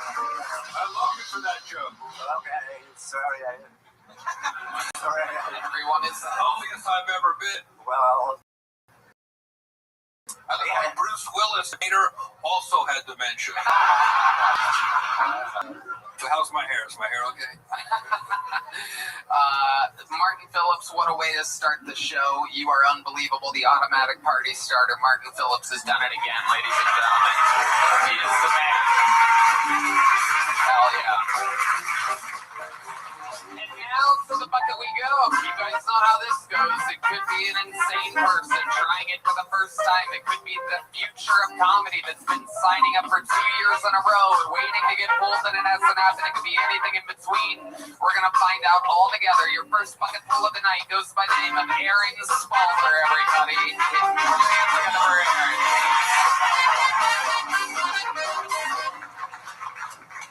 How you guys doing? Hell yeah. So, I have never lived in a city before. I've always been like a small town kind of guy. Just real simple, easy going, like normal shit. When I saw something living on the side of the road, it'd just be a little animal, some cute, fuzzy. And out here, I just got all these homeless people. When I first moved here, like, I felt bad for them. You give them $1, do what you can. But I saw this one guy that just ruined it all for everybody. He was holding his sign that said, "Cancer can't work." How are you going to use your zodiac sign as an excuse to being homeless? You're not out here because you were born in July, dude. That's insane. I'm working 3 jobs, struggling to feed myself, and you're just sitting, "Oh, I was born in July. Can you help me?" Like, no, fuck you, dude. But I try to look for the bright side in everything. I really do. And with having the homeless people here, I think I finally found it. It's like if you're out here on 6th Street and anybody starts like shooting and they start blasting, we got a lot of meat shields we can use. I'm grabbing the guy in the wheelchair. I'm charging straight at him. We're going to be the heroes of the day, man. But I'm just fucking with you. All right, there it is. The complete allotted time of Aaron Spalter. Welcome to the show, Aaron. How are you? I'm doing good. How are you? Is this your first time on the show? No, 3rd. Oh, okay. All right. Well, your look's always changing. Today you look like a full-grown Chucky doll, so it's very exciting. I'll take it. How long have you been doing stand-up? May will be 3 years. Okay, all of it here in Austin, Texas? I did 9 months in Michigan to start. I moved here. Okay, awesome. And when exactly did you get the overalls? Christmas. Christmas? You got them for yourself? No, my mom, man. Your mom got those for you? Yeah. That's adorable. I didn't realize they made overalls for 6'4" crackheads or whatever you are. Dude, it's easier to get overalls that fit me than goddamn jeans, man. And they're cheaper. Overalls are cheaper than jeans? Yeah. Isn't that an incredible fun fact? All that extra fabric. Yeah. But I guess when nobody wants them, it kind of makes sense. It's kind of supply and demand or something like that. Cigarettes in hundreds when they cost the same. Yeah, dude, look how many It's a really great point. Our senior cigarette correspondent, Brian Risman, full of cigarette analogies. Aaron, what do you do for work? I do valet during the day. You do valet? Yeah, Mostly tractors.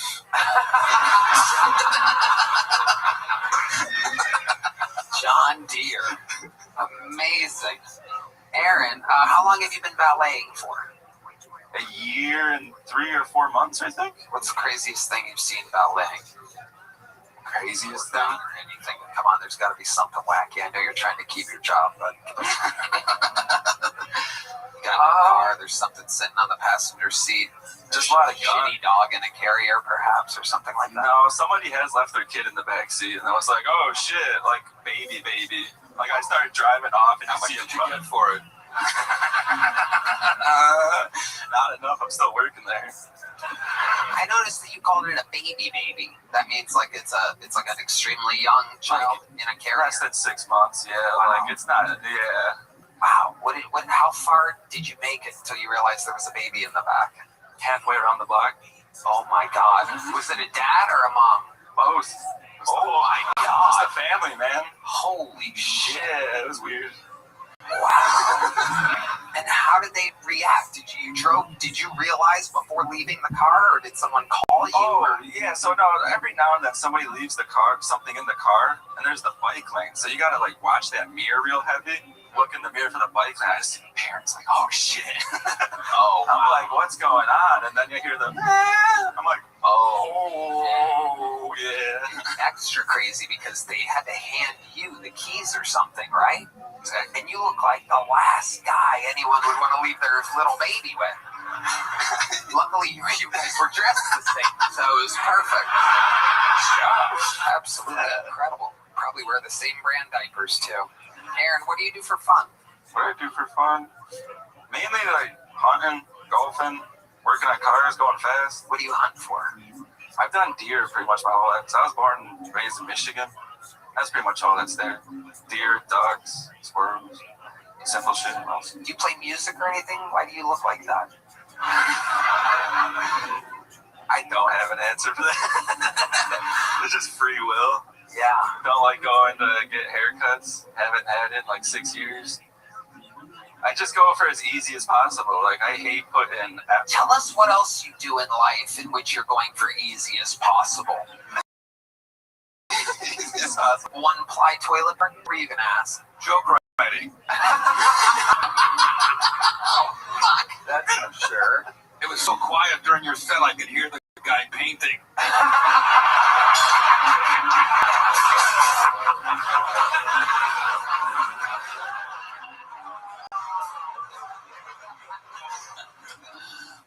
What other shortcuts in life do you take? You don't get haircuts? Come on, there must be more. How often do you do your laundry? Oh shit! Once every other week. Okay. Yeah. I just have like all like those pack T-shirts, so they all look the exact same. You don't have to try it all. Give us another example, though. I kind of gave you that one. Give us another example of a shortcut in life. You know what it is. See, some people, they get pulled out of the bucket during this interview part. They don't want to, they don't want to give us anything good to work with. They want to look cool so they can show perhaps future girlfriends their amazing appearance on Kill Tony. But you might as well get that out of the way. So, like, what is it? A shortcut? I don't wear boxers ever. Wow. So there's just nothing going on underneath there. So those are true overalls. Yeah, 6 years, yeah. Oh, my God. What'd you say? What did you say, 6 years? Yeah, I haven't had boxers in 6 years. Wow. There was 7. Haircut in how long? 6 years. What happened 6 years ago? What happened? You're cracking the case. Turns out this guy got raped by his barber 6 years ago. What happened 6 years ago? Fuck, it was the pandemic. I just gave up. Oh, okay. I mean, nothing like serious. I didn't get diddled or. I was living with my mom. Life was easy. I don't know. Living with your mom, just free balling. Yeah. Wow. She's like, here's some overalls, dude. Oh my God. Cover that shit up. Wow. That's incredible. What's your living situation like? 3 roommates. 3 roommates. How many bedrooms? 4. How many bathrooms? 4. Wow. Look at you. Oh, It's yeah. absolutely shocking. Yeah, we all got our own bathroom, own shower, own shitter. Wow. Yeah. But y'all share the same pair of Aaron, Tonight was my turn. It's my night out. Aaron Spaller, anything else absolutely crazy about your life we should know about before letting you go? I mean, I crashed a tree going 90 miles an hour. You crashed? You were driving a tree? Yeah, in a car into a tree, yeah. Wow. Okay. Can I take a guess that this was 6 years ago? No, it was, that would make sense, but no, that was 2016 or 17. Wow. And where this was in Michigan? Oh, yeah. And why were you going 90 miles an hour? Because I had this job where I was an auto shop, and I was their parts bitch, so I'd have to run around and pick stuff up. And I got too high, and I missed all my turns, and they were on the phone just screaming at me, like, you got 7 minutes, if you don't pick this up, you're fired, yada, yada. I was on a dirt road and just floored it. And then there was like a cross, and this lady pulled out, stopped, and then just stayed there. So I decided to kill her in the tree. Right. You decided to kill the tree. Yeah, man. Amazing. Let me ask you this. Did you end up getting fired from that job immediately? No. Wow. So they were going to fire you for being late, but running into a tree saved you. Yeah.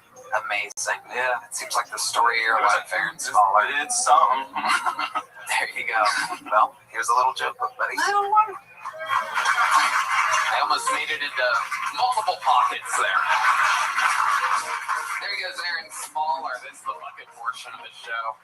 Very clearly. And here we go. We're going to keep it moving here. He's like a nice guy. Oh, shit. There she is. The lovely Heidi, everybody, has made it into the show. The one and only. Watch her show, Love on the Line. See it all. L'chaim, to your health. To Jeff Ross, ladies and gentlemen. Remember, watch Take a Banana for the Ride, out now on Netflix. Thank you, sir. Thank you for coming to opening night and everything. It was awesome. That was so cool. So cool. I found a cool picture of us backstage. Yeah, that's the best. You guys have to watch it. It's a heartfelt and hilarious one-man show. By the way, I tried it out in this room like 3 years ago. Oh, yeah. I did some run-throughs a couple years ago, and some people earlier told me they were here. So Oh, yeah. it's kind of a full circle moment, but I love it. I love it. We're all doing it. Hello there. This podcast is sponsored by Prize Picks. Playoff push is heating up, and tournament hoops are here. Every bucket, every dime, and every win means more when you're playing on Prize Picks. And with their brand new Team Picks markets, you can now pick game winners, spreads, and totals. So cash in if you were right during all the clutch buckets, slam dunks, and Cinderellas this spring with Team Picks on Prize Picks. Tony, I love Prize Picks. I always loved making player picks on Prize Picks. And now, with Team Picks, there's so many more opportunities to cash in if you make the right picks. I even won my first pick. Ooh, wow. Pick the winner straight up on Prize Picks. Back your takes with real money. Prize Picks has Team Picks here.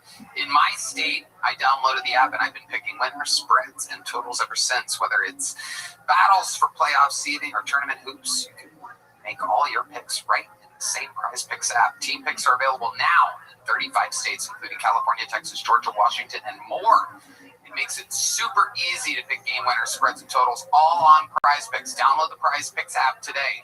Pick your first game winner, spread, or total as the playoff push rolls on. You can get $50 in daily fantasy lineups when you play your first $5 lineup. There's no doubt about it. When you use code TONY, that's the code. It's Tony to get $50 in daily fantasy lineups when you play your first $5 lineup. Howdy, Cal folk. This podcast is sponsored by Talkspace. Talkspace is the #1 rated online therapy, bringing you professional support from licensed therapists and psychiatrists that you can access anytime, anywhere. It's easy to get started. You can easily sign up online and get paired with a licensed provider. Typically within 48 hours, you can take your appointments from the comfort and privacy of your own home, and you can even talk it up between sessions by sending text messages to your therapist. Unlike other telehealth companies, psychiatry is available through Talkspace, so you can get the medication you need to supplement your talk therapy if needed. Talkspace makes getting the help you need easy, accessible, and affordable. Plus, most insured members have a $0 copay. I'm going to let my man Red Band tell you why he loves Talkspace. Tony, I fancy me some Talkspace. They're providing some of the best mental health treatment out there, and therapy has led, for me, to some real moments of transformation. I've really noticed it ever since you started using them. It's been amazing. And as a listener of this podcast, you'll get $80 off your first month with Talkspace. When you go to Talkspace.com/Tony and enter promo code SPACE80. That's SPACE80 to match with a licensed therapist today. Go to Talkspace.com/Tony and enter promo code SPACE80 right now. Do it. Support the show. Ladies and gentlemen, your next bucket pool goes by the name of Vanessa Scadudo, everybody.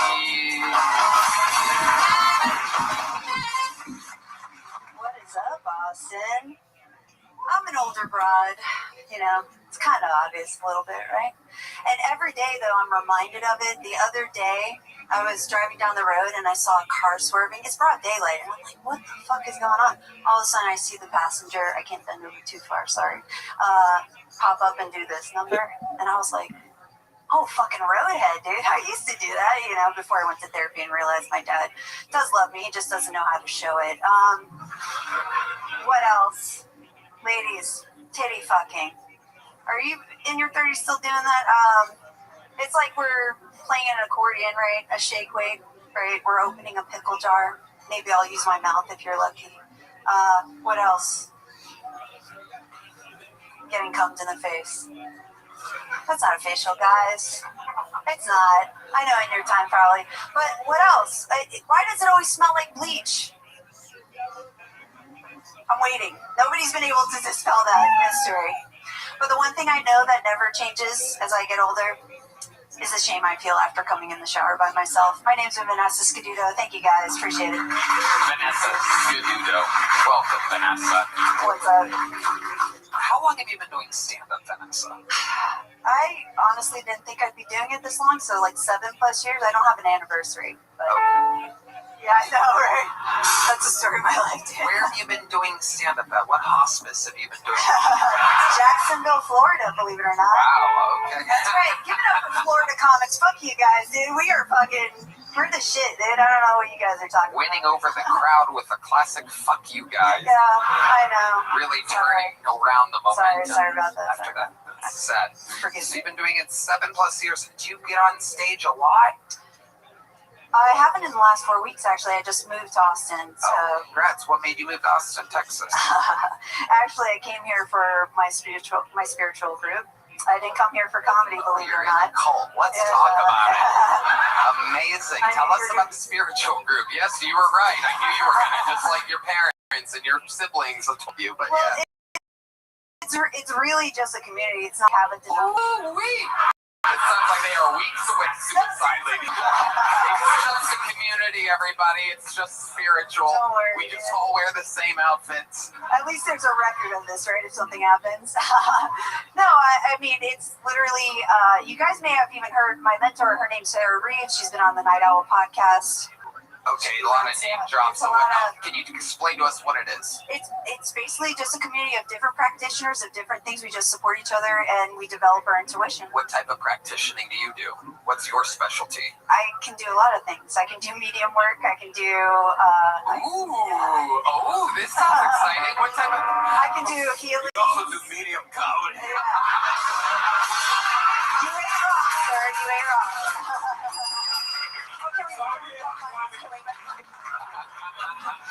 David Tell. I love it. The great bumping mics. Yes. Awesome. What are you, the tennis coach for the... You know what? I honestly didn't know I was going to be here tonight. That happens. That's the risk we take And signing I up for a was show. told to just sign up. There you go. So, Who here I told am. you you're a master at the spiritual No. world?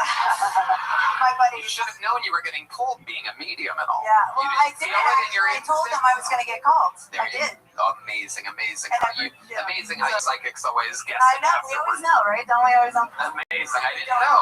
I mean, I totally knew, but I didn't know. Oh, shit. That's a first. Tony, it's called Cigarette just slithered out of my hand into a bucket of paper. I'm done making fun of you. You are an angel. I'm joining the spiritual group. Appreciate that. I appreciate that. Holy shit. This show is on fire. I just want to tell you guys, every one of you guys have abilities. That's it. That I'm going to put that out there. All of you guys do. Okay, so what kind of let's flex this medium work right now. Because we never get to do anything It's like not that. how it's done, but okay, I'll try. Well, it's true. Real master improviser you No, are. I'm not.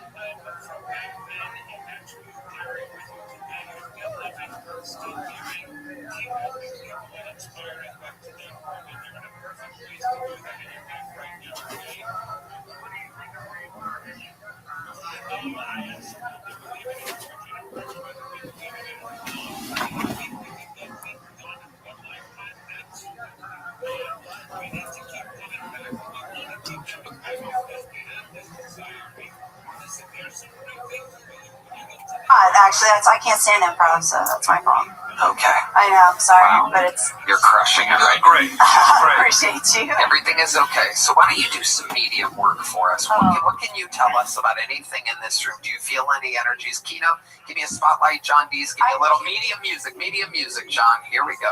I will tell you, there is something in the alley. And I think some of your doormen have seen something movement in the back. Okay. Ask them. Okay, hold on. No sound effects during this. Ask them. I would I have mean, ask him if he's seen movement in the alley. the doormen have probably seen movement, like shadows and shit, in the back alley area. You felt a presence in the alleyway. Well, it's not necessarily a presence. It could just be residue, like energy. Absolutely, there's a lot of energies in the alleyway. Let's talk about I inside think this it's the room. cat. Kino, stay with me again. John Dees, give me fucking medium music. Okay. What the fuck is going on here? Dees, are you awake? Did you put my keyboard player to sleep with your powers? My super stoned fucking keyboard player? You made him fall asleep? That's incredible. I'm sorry if I'm flashing my twat at any of you guys. I did not. Apology accepted. All right, here we go. Medium work with Vanessa Skaduda. Oh, God. Tell us something. You feel anything from the energies out here in the audience? I know they look very unhappy right now. It looks like No, I don't really sense anything. Okay, great. Well, Yeah. amazing. Can you explain to us something that you've done before, medium-wise, in which it was a breakthrough, in which everyone was like, "Wow, you're so powerful." I mean, I have a daughter. Oh my God. I mean, pushing a child out of your coochie is pretty powerful. How about the medium stuff? I mean, I saw her before she was born. I knew what she was going to look like. I don't know what else to tell you. Does she have brown hair, bro? No. No. You saw a blonde child. No, she does not. He came out looking like Jeffrey Ross. Right, exactly. Her nose was a little more smushed, but yes, her nose was a little more smushed when she came out. But Okay. Why was her nose smushed? From your vagina? oh yeah, well, I guess I had a tight womb, so Whoa. you're trying to push. See, now that is something I wouldn't have guessed. I would have guessed that medium is an extra large. Well, I had her at a very young age. Oh, okay. So my daughter's in her 20s now. Okay, cool. Yeah. All right. Other than mediuming for the spiritual group, is there anything else before I let you go, Vanessa? For the spiritual Do you group? have any special powers or anything? Well, yeah, a lot of them we can do healings and stuff. You guys. Liar! Wow, that's amazing. Thank you, Rick. What have you healed before exactly? Oh, like if somebody I know, dude, I knew I shouldn't have brought this shit up. No, it's good. Vanessa, this is so entertaining. The last guy's a ballet guy that wanted to look cool and gave us nothing to work with. You're killing the interview part. Yeah, I'm sorry. You can heal almost anything, so it depends. Sometimes you can see, well, I would have to go into a lesson. Like we have auras and shit. You can see when people's auras are broken. You can clear them for them, and you can remove certain energies. I mean, yeah. I don't know. I mean, Okay. yeah. But is there anything you can cite, something that you've done? Like, have you ever, is there ever, a person? Yeah, my friend Scarlett, I helped heal her. She's an artist here, too, in Austin, if you guys want to check Her, spirit was broke? You just keep No, name she had a pain on her back, and I removed the pain from her back. Oh, my God. So you can do that. I mean, but you guys can do it for yourselves, too. Wow, I love that. You all are mediums that have the power to heal. You do. You're divine beings. Remember that. Don't let this shit fucking tell you different. I love it. Absolutely. Vanessa. Love you, Tony. I love you. You're nutty as hell. I love it. There she goes. Vanessa Scaduto. Very cool. Vanessa, you're a divine being. Yes. You're divine. Thank you. Thank you, Vanessa. We love all different shapes and sizes. And She was vulnerable.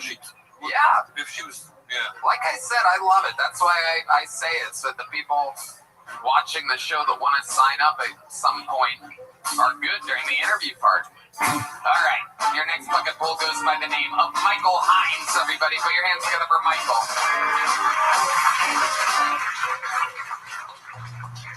I got cheated on by a Native American girl. She was a Navajo. I've been getting a lot of Andrew Tate alpha male content in my feed lately, so the algorithm hasn't figured me out. Just because I hate liberal doesn't mean I like conservative ones. And it's because they'll make one video making fun of some dork's pronouns, but then the next one they call themselves an Omega Sigma alpha male. And those are just pronouns for frat dudes, which is fucking gay. AI scammers and Indian scammers have both been evolving at a breakneck pace to compete. It's a real space race to see who can act human first. And it's impressive the Indians are keeping up with the digital war because they're fighting a physical war with Pakistan, World War II. Are you familiar? Let's hope it doesn't go pucular, you know? Every trans woman I've ever met has been mentally ill, so maybe they are women.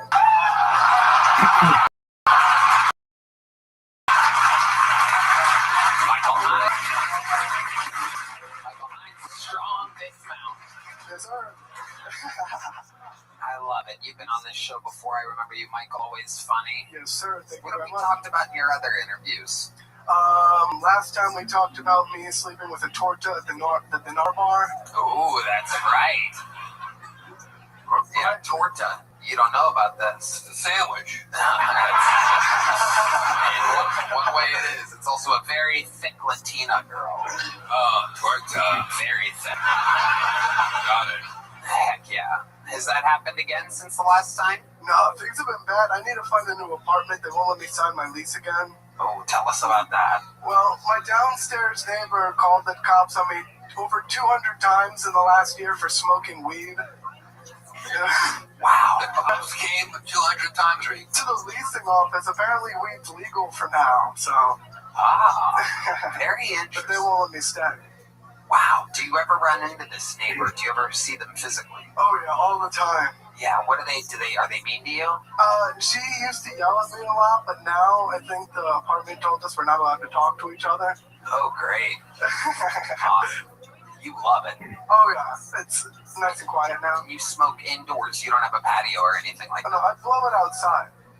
You smoke indoors and you blow it outside. Yeah, they're not letting me sign my lease anyway, so might as well, yeah. You like blow it out of a window. Mostly.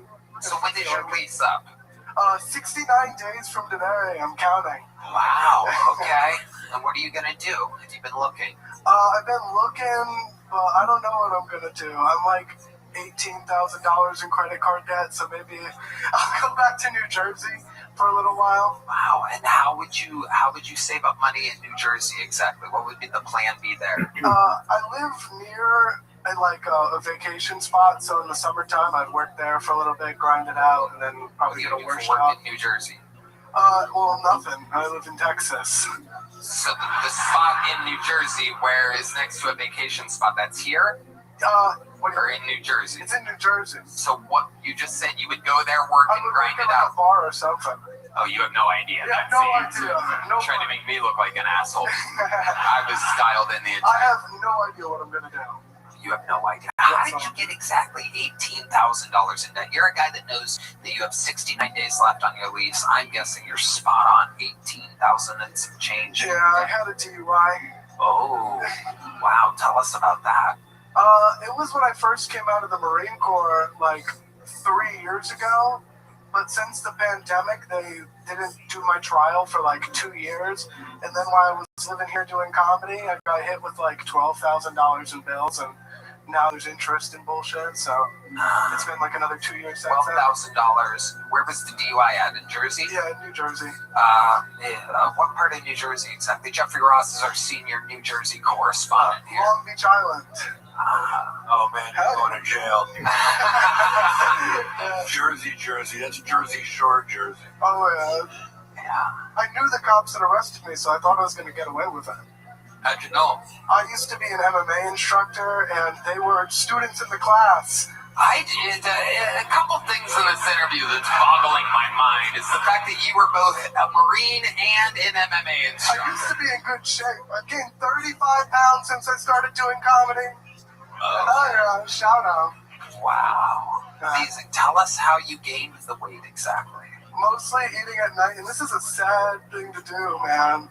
When you're not on the other side of the microphone, this is a sad place to be a lot of the time. I don't know if you see, but Red Band's also on the other side of it. He's also put on 35 pounds in the last 3 months. It seems like all your problems actually stem from smoking weed, by the way. It was an alcohol DUI. No, I mean from the weight in your neighbors, your apartment. Yeah, that's probably true. How much did you drink the night of your DUI? Did you hit something or just... No, they just pulled me over because it was 11 o'clock on a Saturday in the summertime in Long Beach Island, and it's a beach town. Remind me again, how did the cop know you again? I was an MMA instructor in the class. Did you talk him? Well, I mostly taught the kids, but I helped out during the adult classes. And I used to joke you could never arrest me if you wanted to because I could beat him up, and turns out he could arrest me. Wow. He got me. Did you say anything to him when it was going down? Yeah, I tried to do my best. They put their knee on my neck, but you didn't see me complaining. But they were scumbags because once they were trying to book me as fast as they can because they said we got to get out there and get more people. They were fucking pieces of shit. Well, no, you could have killed somebody. Well, it was just below the legal limit, or just above rather. It was right there, so we kind of should be allowed. Right. I see. It's an arbitrary number. That's close to it. But you were smoking weed that night as well. No, I waited till I got home. I didn't want to get in more trouble. Right. You waited till you got home so you could blow it in the neighbor's vent. That is true, yeah. All right, Michael Hines. Anything else crazy we should know about before I get you out of here? No, not really. Okay, perfect. Hell yeah. This Come on, shows what people dedicate of their lives to be comedians. This fucking guy was an in shape MMA instructor. Probably got tons of it, chicks and had a great life, but you're like, I have to express myself on stage. Yeah, I know. Come on, at least give me a big joke book. I did well. Did you get one last time? Yeah, but I wrote in it. I write all the time. You filled it up? Yeah, did you hear how much I write? All right, jeez. Here you go. This guy's gonna sell it. Find that joke book on eBay in a couple weeks. This guy's 18 grand in debt. Handmade joke books by the great Bonsai. Available at killmerch.com. Hello! Oh! This podcast is sponsored by IndaCloud. You know when some comedians bomb so hard the whole room goes silent? Getting a little buzz might be the only thing that makes that experience funny. And I'm not talking about beer or wine. And if you're settling in to watch the best live podcast on the planet, IndaCloud makes it even better. IndaCloud is a fully legal online cannabis dispensary for gummies, exotic flower, premium pre-rolls, and zero sugar THC sodas. Johnny, I love IndaCloud. It's the best online dispensary I've used. Everything is federally legal, hemp, THC, lab tested, and shipped discreetly to your door. And with 420 around the corner, new customers can get 40% off all month long with IndaCloud's biggest sale of the year. I think he's using IndaCloud right now. If you're 21 or older, go to indacloud.co. That's .co, not .com. Use code Tony for 3% off your first order. That's indacloud.co. Code Tony for 40% off all month long. Shipped discreetly to your door plus free shipping on orders over $50 and $30 and free gifts on qualifying orders. And don't forget to fill out the quick survey when you order to support the show. Please enjoy responsibly. And big thanks to IndaCloud for supporting your 420 coded comedy nights. Please enjoy responsibly. All right, another bucket pool. Put your hands together for Katie Carter, everybody. Katie Carter. I got groomed when I was in high school. Groomed, not molested, because I've never been much of a closer. So I told a comic this recently. He was like, oh, was the guy like a real pedophile, or did you just like develop early? Yeah, that's like saying, was the guy a real pedophile, or were you like a really sexy kid? And I was, so you guys get it. I read a statistic that 20% of pedophiles have erectile dysfunction, which is crazy to imagine being a pedophile and working so hard all day to get a kid to come into your van, and then you finally do, and you have to be like, oh my God, I'm so sorry, this never happens to me.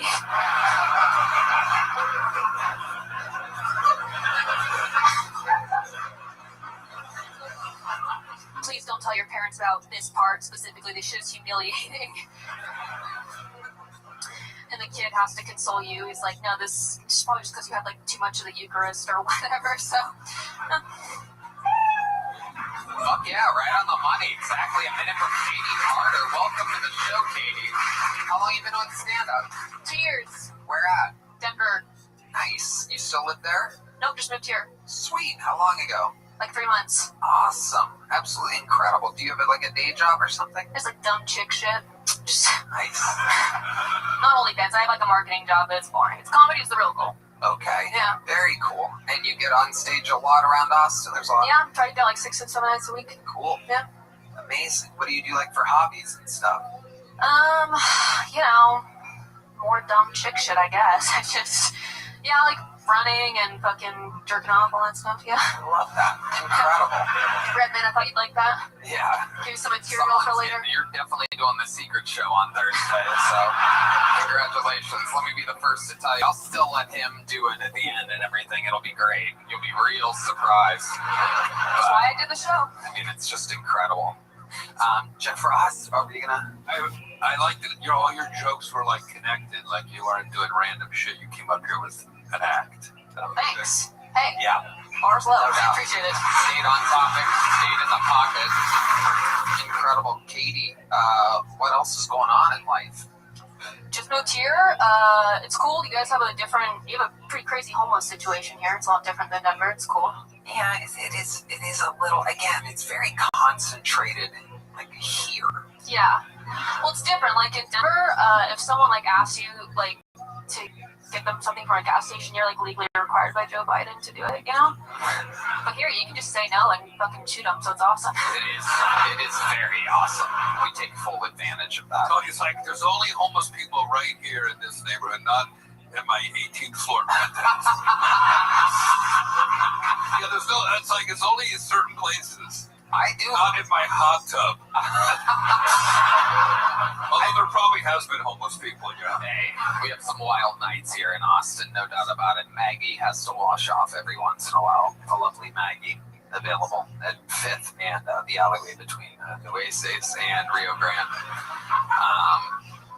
No, it kind of is though. I mean that. Like there's like a 4 or 5 block street.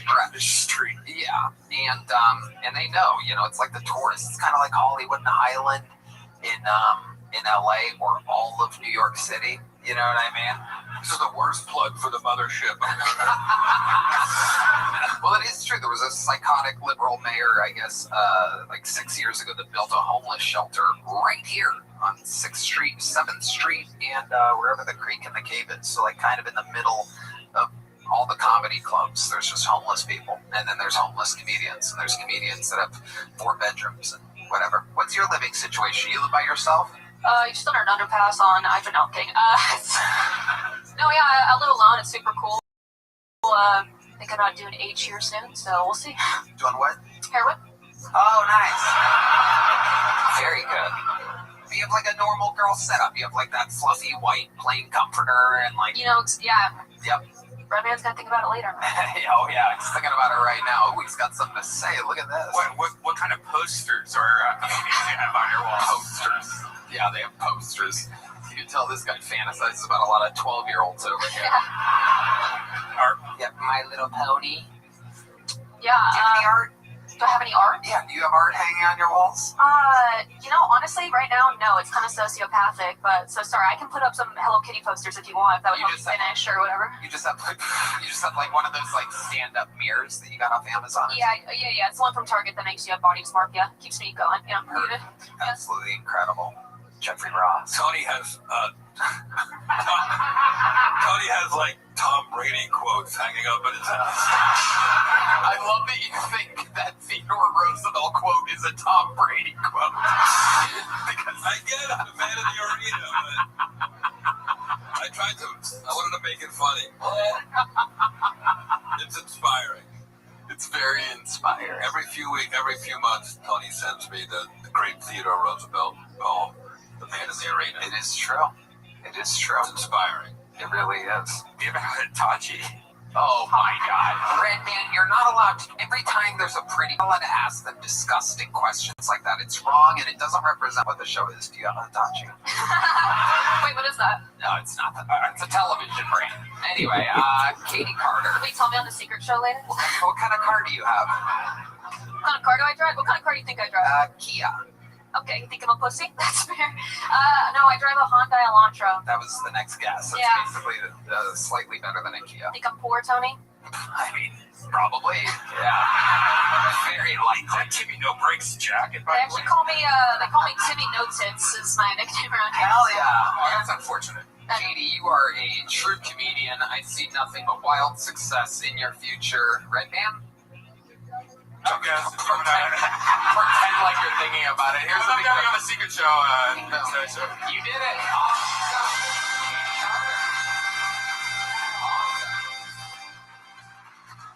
You're a dirty boy, Brian Redman.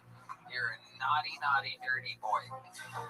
We have another golden ticket winner, ladies and gentlemen. It is that time to bring him out. He is incredible. You're going to love him. He's blind. Put your hands up for Chris Celio, everybody. Here we go.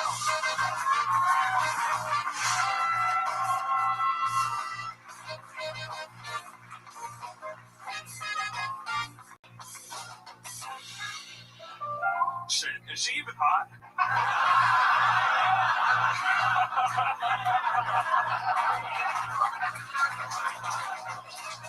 I fucking can't wait for Robot Eyes, goddammit. I miss tits so much.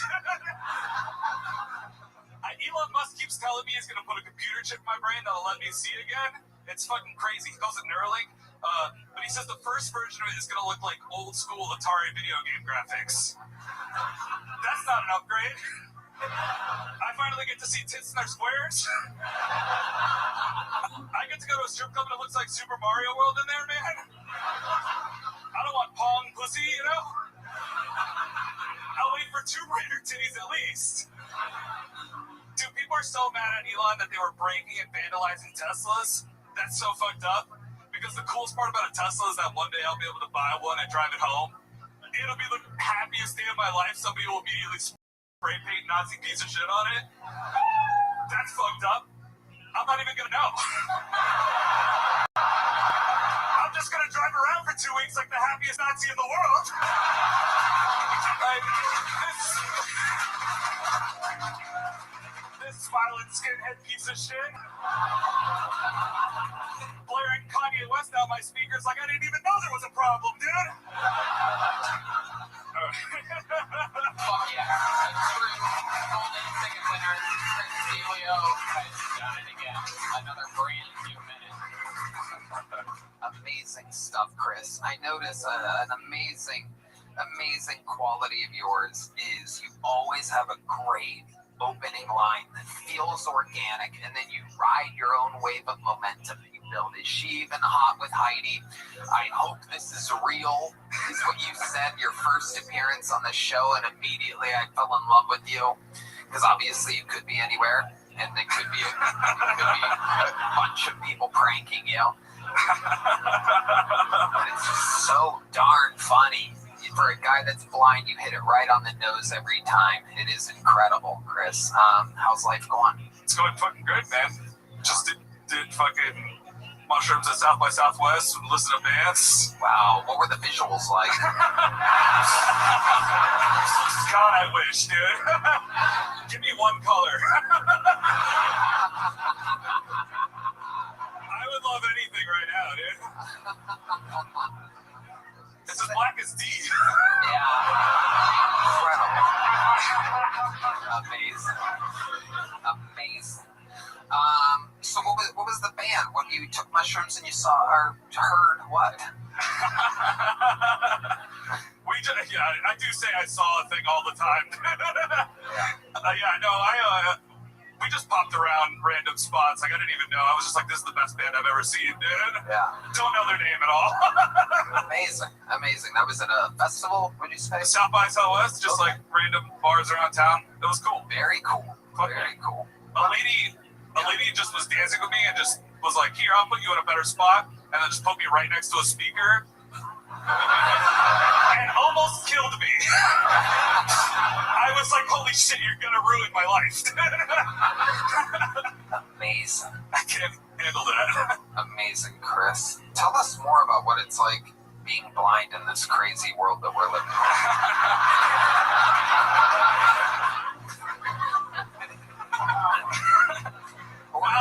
Or anything at all. I mean, it doesn't have to be about being blind. But... No. It's good. It's like it's a lot of fun. I was dancing with this girl at this last festival that I didn't even know was there. And then she started trying to take off my sunglasses. Oh shit. And I was like, no. Right. You don't want to see those on the drugs you're on.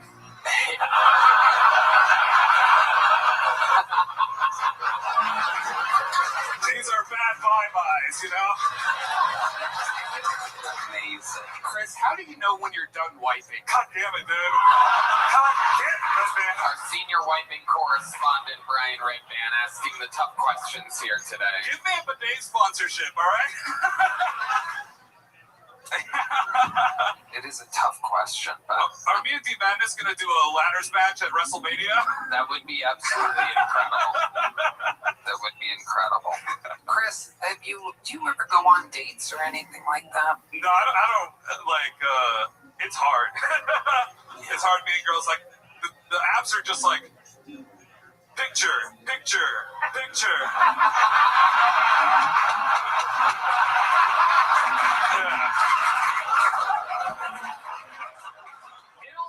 Their bios, girls' bios suck. It's like Puerto Rican flag, Mexican flag. It's like they're listing their dog breed.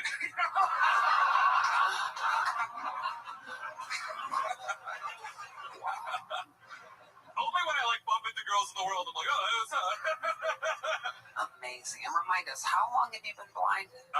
It's been like 10 years now. Yeah. And you had like easily detachable retinas. Super easily detachable retinas. And it kind of happened before, and then it went all the way off. Yeah. I had like one eye that like they had to remove because I just had like 4 retinal detachments and like a ton of like super painful surgeries. But you did see for a while. 18, so I was 18. Wow. So even when you take drugs now, like you did at the festival, say, you really don't see any? Yeah, I don't get any visuals. I think my imagination is shit. Now gone. What? What the fuck was that, dude? I don't know what that was. No, it's not ripping. That wasn't ripping. That was a John D's. It's over there. So there's no visuals, but you only have your memory before 18. Yeah, like I can still see in my dreams, you know? That's interesting. Yeah, but it's all shit I saw before I went blind. Right. So it's like every night my dreams are the world's shittiest 90s sitcom. Like Blind Meets World. Or like Fresh Prince of Blindness. That was weird. I'm black. Can you take us through?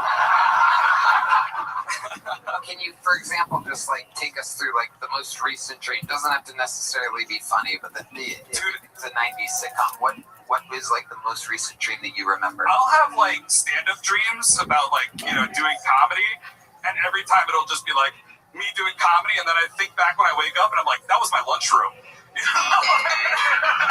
Whoa, you hear that? It really is a 90s sitcom. It didn't work as good as I thought it would. Yeah, I'll just be like running away from like monsters, and it's just like a hallway that I knew from fucking 10 years ago. Damn, that's incredible, Chris. All right, well, anything else crazy we should know about before we let you go, Chris? No, thank you guys so much. You guys rule, dude. Thank you so much. Hold on, Chris Celio, you are the fucking man. Yeah, hold on. Yeah, fucking Jeff Ross is here. Hold on, dude. I didn't even get to talk to Jeff Ross. Yeah, let's talk with Jeff Ross. What's he hiding from me? Why is he hiding from me? Come in here. Jeff Ross, you look like the one guy who can't roast me. I love this. No, dude, you sound like a Sesame Street Semite. I think I get it. Chris, what's your last name? Cilio. I'm going to remember you. How long have you been doing stand-up? Like 10 years. So about the time this happened to you, you decided I need to channel it into something artistic. Yeah. I was like figuring out what I want to do. Like I was like first semester of college, and when I went blind, so obviously I dropped out of that. And then I was like, what can I do? And I was just listening to all you guys on podcasts, and I was like, I had always wanted to be a stand-up, and I was like, this seems like something I could do with minimal effort. You know, like just me and a microphone seems like a perfect amount of work for me. You know? Yeah. But your minute was like killer. That wasn't the first time you did that minute. It was the first time you did it here. You've been working. Yeah, I work. I can feel that, and I think you're a really good joke writer. Thank you so much. And I know. And I was wondering what color your shirt is. God damn it, dude! A test I will always fail. You're awesome. Give it up for Chris. Chris Celio, ladies and gentlemen. Golden ticket winner has done it again. Absolutely incredible. You guys having fun out there? If anybody wants to try paintbrush's autograph, he's going to the restroom right now. The lucky hallway has a chance. All right, your next fucking hole goes by the name of Michael Scott, everybody. We're going to keep it moving with the stylings of Michael Scott. Here he is.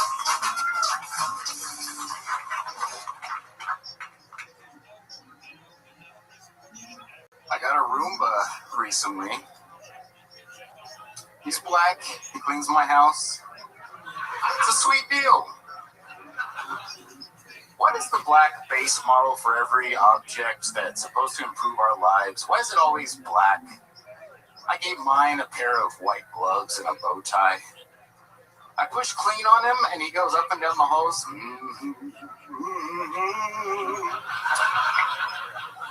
Must have keep my batteries charged.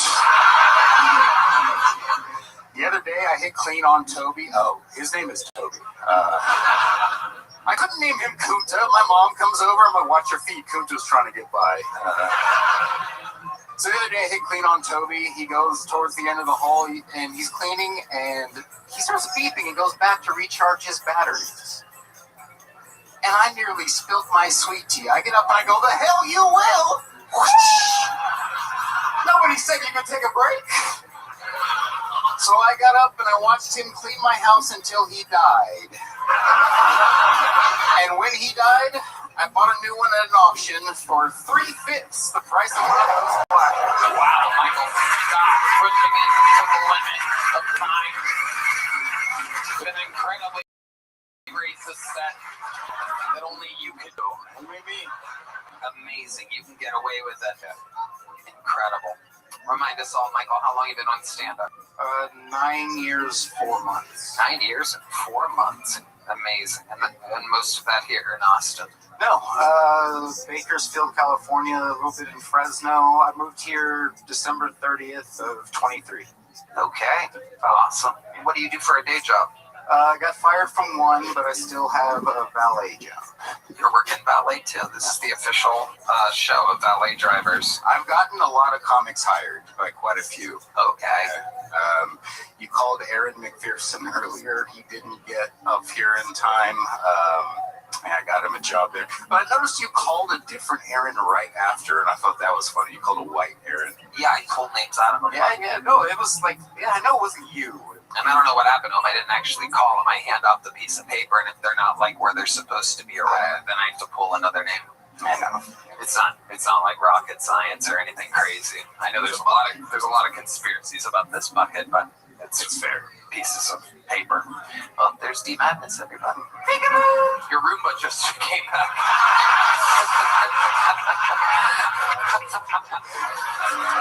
So Michael Scott, tell us more about your life. What else is going on? Your Roomba plays a hell of a bass. I gotta tell you, it's absolutely incredible. Did somebody tell him I was black backstage, and then he came, I gotta make it back for this one. Yeah, I don't know. What's going on in life, Mike? In life, You have a girlfriend? No. When's the last time you went on a date? Let's say 3 months, maybe. What happened there? Likes Not negative great. one. Just, I mean, it was all right. You met her online or something like that on a No, dating just had a show, just met her, hung out, got messed up. You had drinks? Yeah. And then what? You went back to your place? Yeah. And then what happened? Fucked her. Oh wow! What a romantic man! Straight to insertion. Yes. I was already unbuckling as we were driving out. Amazing. And then you never talked to her again after that? No. Why is that exactly? I don't know. It just wasn't. It's a white girl. Okay. What gave it away? It could have been anything. I don't know. I wouldn't be surprised about anything. I think you would fuck whoever would want to fuck you. Am I correct? I think he's right. Yeah. Amazing stuff. And you met her at just a regular open mic. Shakespeare. And she came up to you afterwards and was like, "What's up?" Yeah. Okay. Yeah. I've been kind of, I don't know. I've been doing comedy, and then people come up to me and talk to me afterwards. Just lately, I usually talk to nobody. I just do my thing and leave. Now I'm trying to hang out and make friends. And you got drunk with this girl at Shakespeare's. I was drunk before, but okay. At Shakespeare's and other places I walked around. Okay. Very cool. All right, Michael. What kind of car do you drive? 2019 Chevy Equinox. Nice. What's the weirdest thing you have in your refrigerator? A salmon. Girl, he fucked 3 months.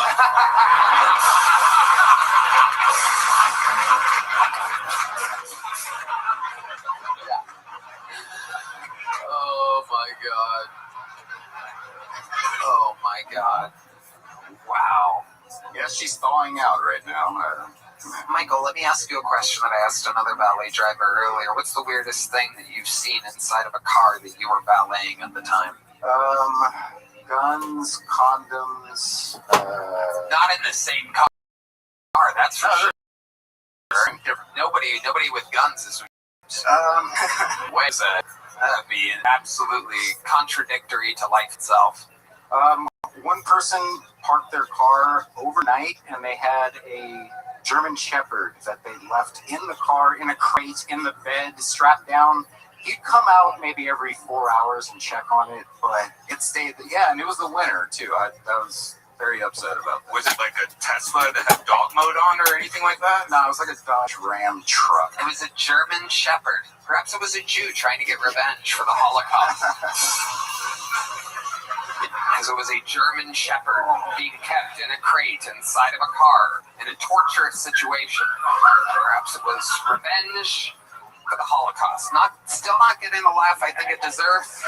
You can't really plan to do a joke like that. It has to just be served up in the air. You only have one chance at it. I guess that was my chance, and it's yet still not really connecting the way that I was hoping because the Jews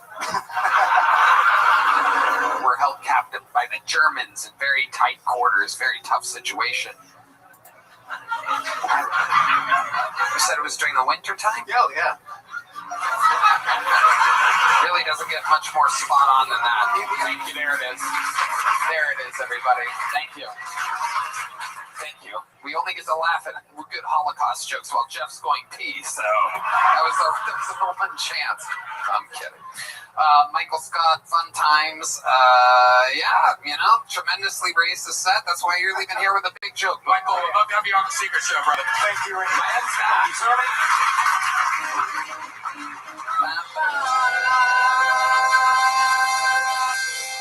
There he goes, Michael Scott. We're having a good old time here today. There he is. I knew it. We're right on time. I didn't want you to miss this guy. Ladies and gentlemen, your next set, your next bucket pool goes by the name of Eric Biggs, everybody. We're going to watch them all together. What's going on, Austin? I think too many people in this town, especially men, go to counseling. I don't like it. I'm Midwestern. I'm very Midwestern. I'm so Midwestern, I don't believe in counseling. I believe in binge drinking. All right? You shouldn't be talking to strangers. You should be having a problem in a garage with your friends.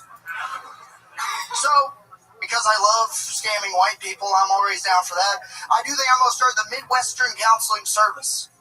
That's how I'm going to go and reinvent counseling. What it's going to be is you're going to come over to my garage, hang out with me, drink my beer, work on my car. It's a Pontiac. You can't be sad working on a Pontiac. That's illegal, all right, guys? That's what freedom is all about. And then we're just going to talk and get drunk all night long, have a good time. And maybe as the night goes, you'll start to open up, tell me about the woes of your life. And then you'll look me in the eyes and be like, yeah, it got hard when Dad died. I'll look you dead in the eyes, I'll turn up the radio and say, shut up, pussy. We'll move on. All right, I've been Eric Biggs. Okay. Is it okay if I go to the bathroom? That's fair. It's fair. Eric Biggs. I see why Jay didn't let you talk in all those movies. Yeah. It was a pro. I kept trying. He said no. Wow, Eric, how long have you been attempting stand-up comedy? 6 years of attempting, Tony. God damn, 6 years. What happened here? That's just a new minute, a tough minute? Yeah, I don't know. It's been kind of working. I've been trying it around, but it did not work. All right, it did not work. 6 years where at? Mostly Missouri. I started off in Columbia, Missouri. And then where else have you been? I've been here ever since then. Been down here about 3 years. 3 years. Okay, here's what I'm going to do. Because, Eric, I'm telling you, I see it in you, dude. Look at you. You're built like a snowman. I am. You have a beautiful round head. You have a round body. It's built like a snow globe. I think... Except for never have a carrot in my mouth, all right? I think they don't have it in that. That's their nose. That's their nose there. I love your super confidence with no talent at all. It's like amazing. That's what the Midwest is all about. I love it. Yeah. What do you do for a living, Eric? I'm an insurance salesman. It's the only thing that can be worse than sucking at comedy, you know? Yeah. You do this, you do that all day, and you go, you know what? I can eat shit on stage in front of people. That can't be anywhere. I just think that Pontiac thing, for some reason, did you write that in Missouri? No, I wrote that down here. Fuck. All right. I'm really sorry. He gave me an out. He said to take it. I still, and I might be wrong, but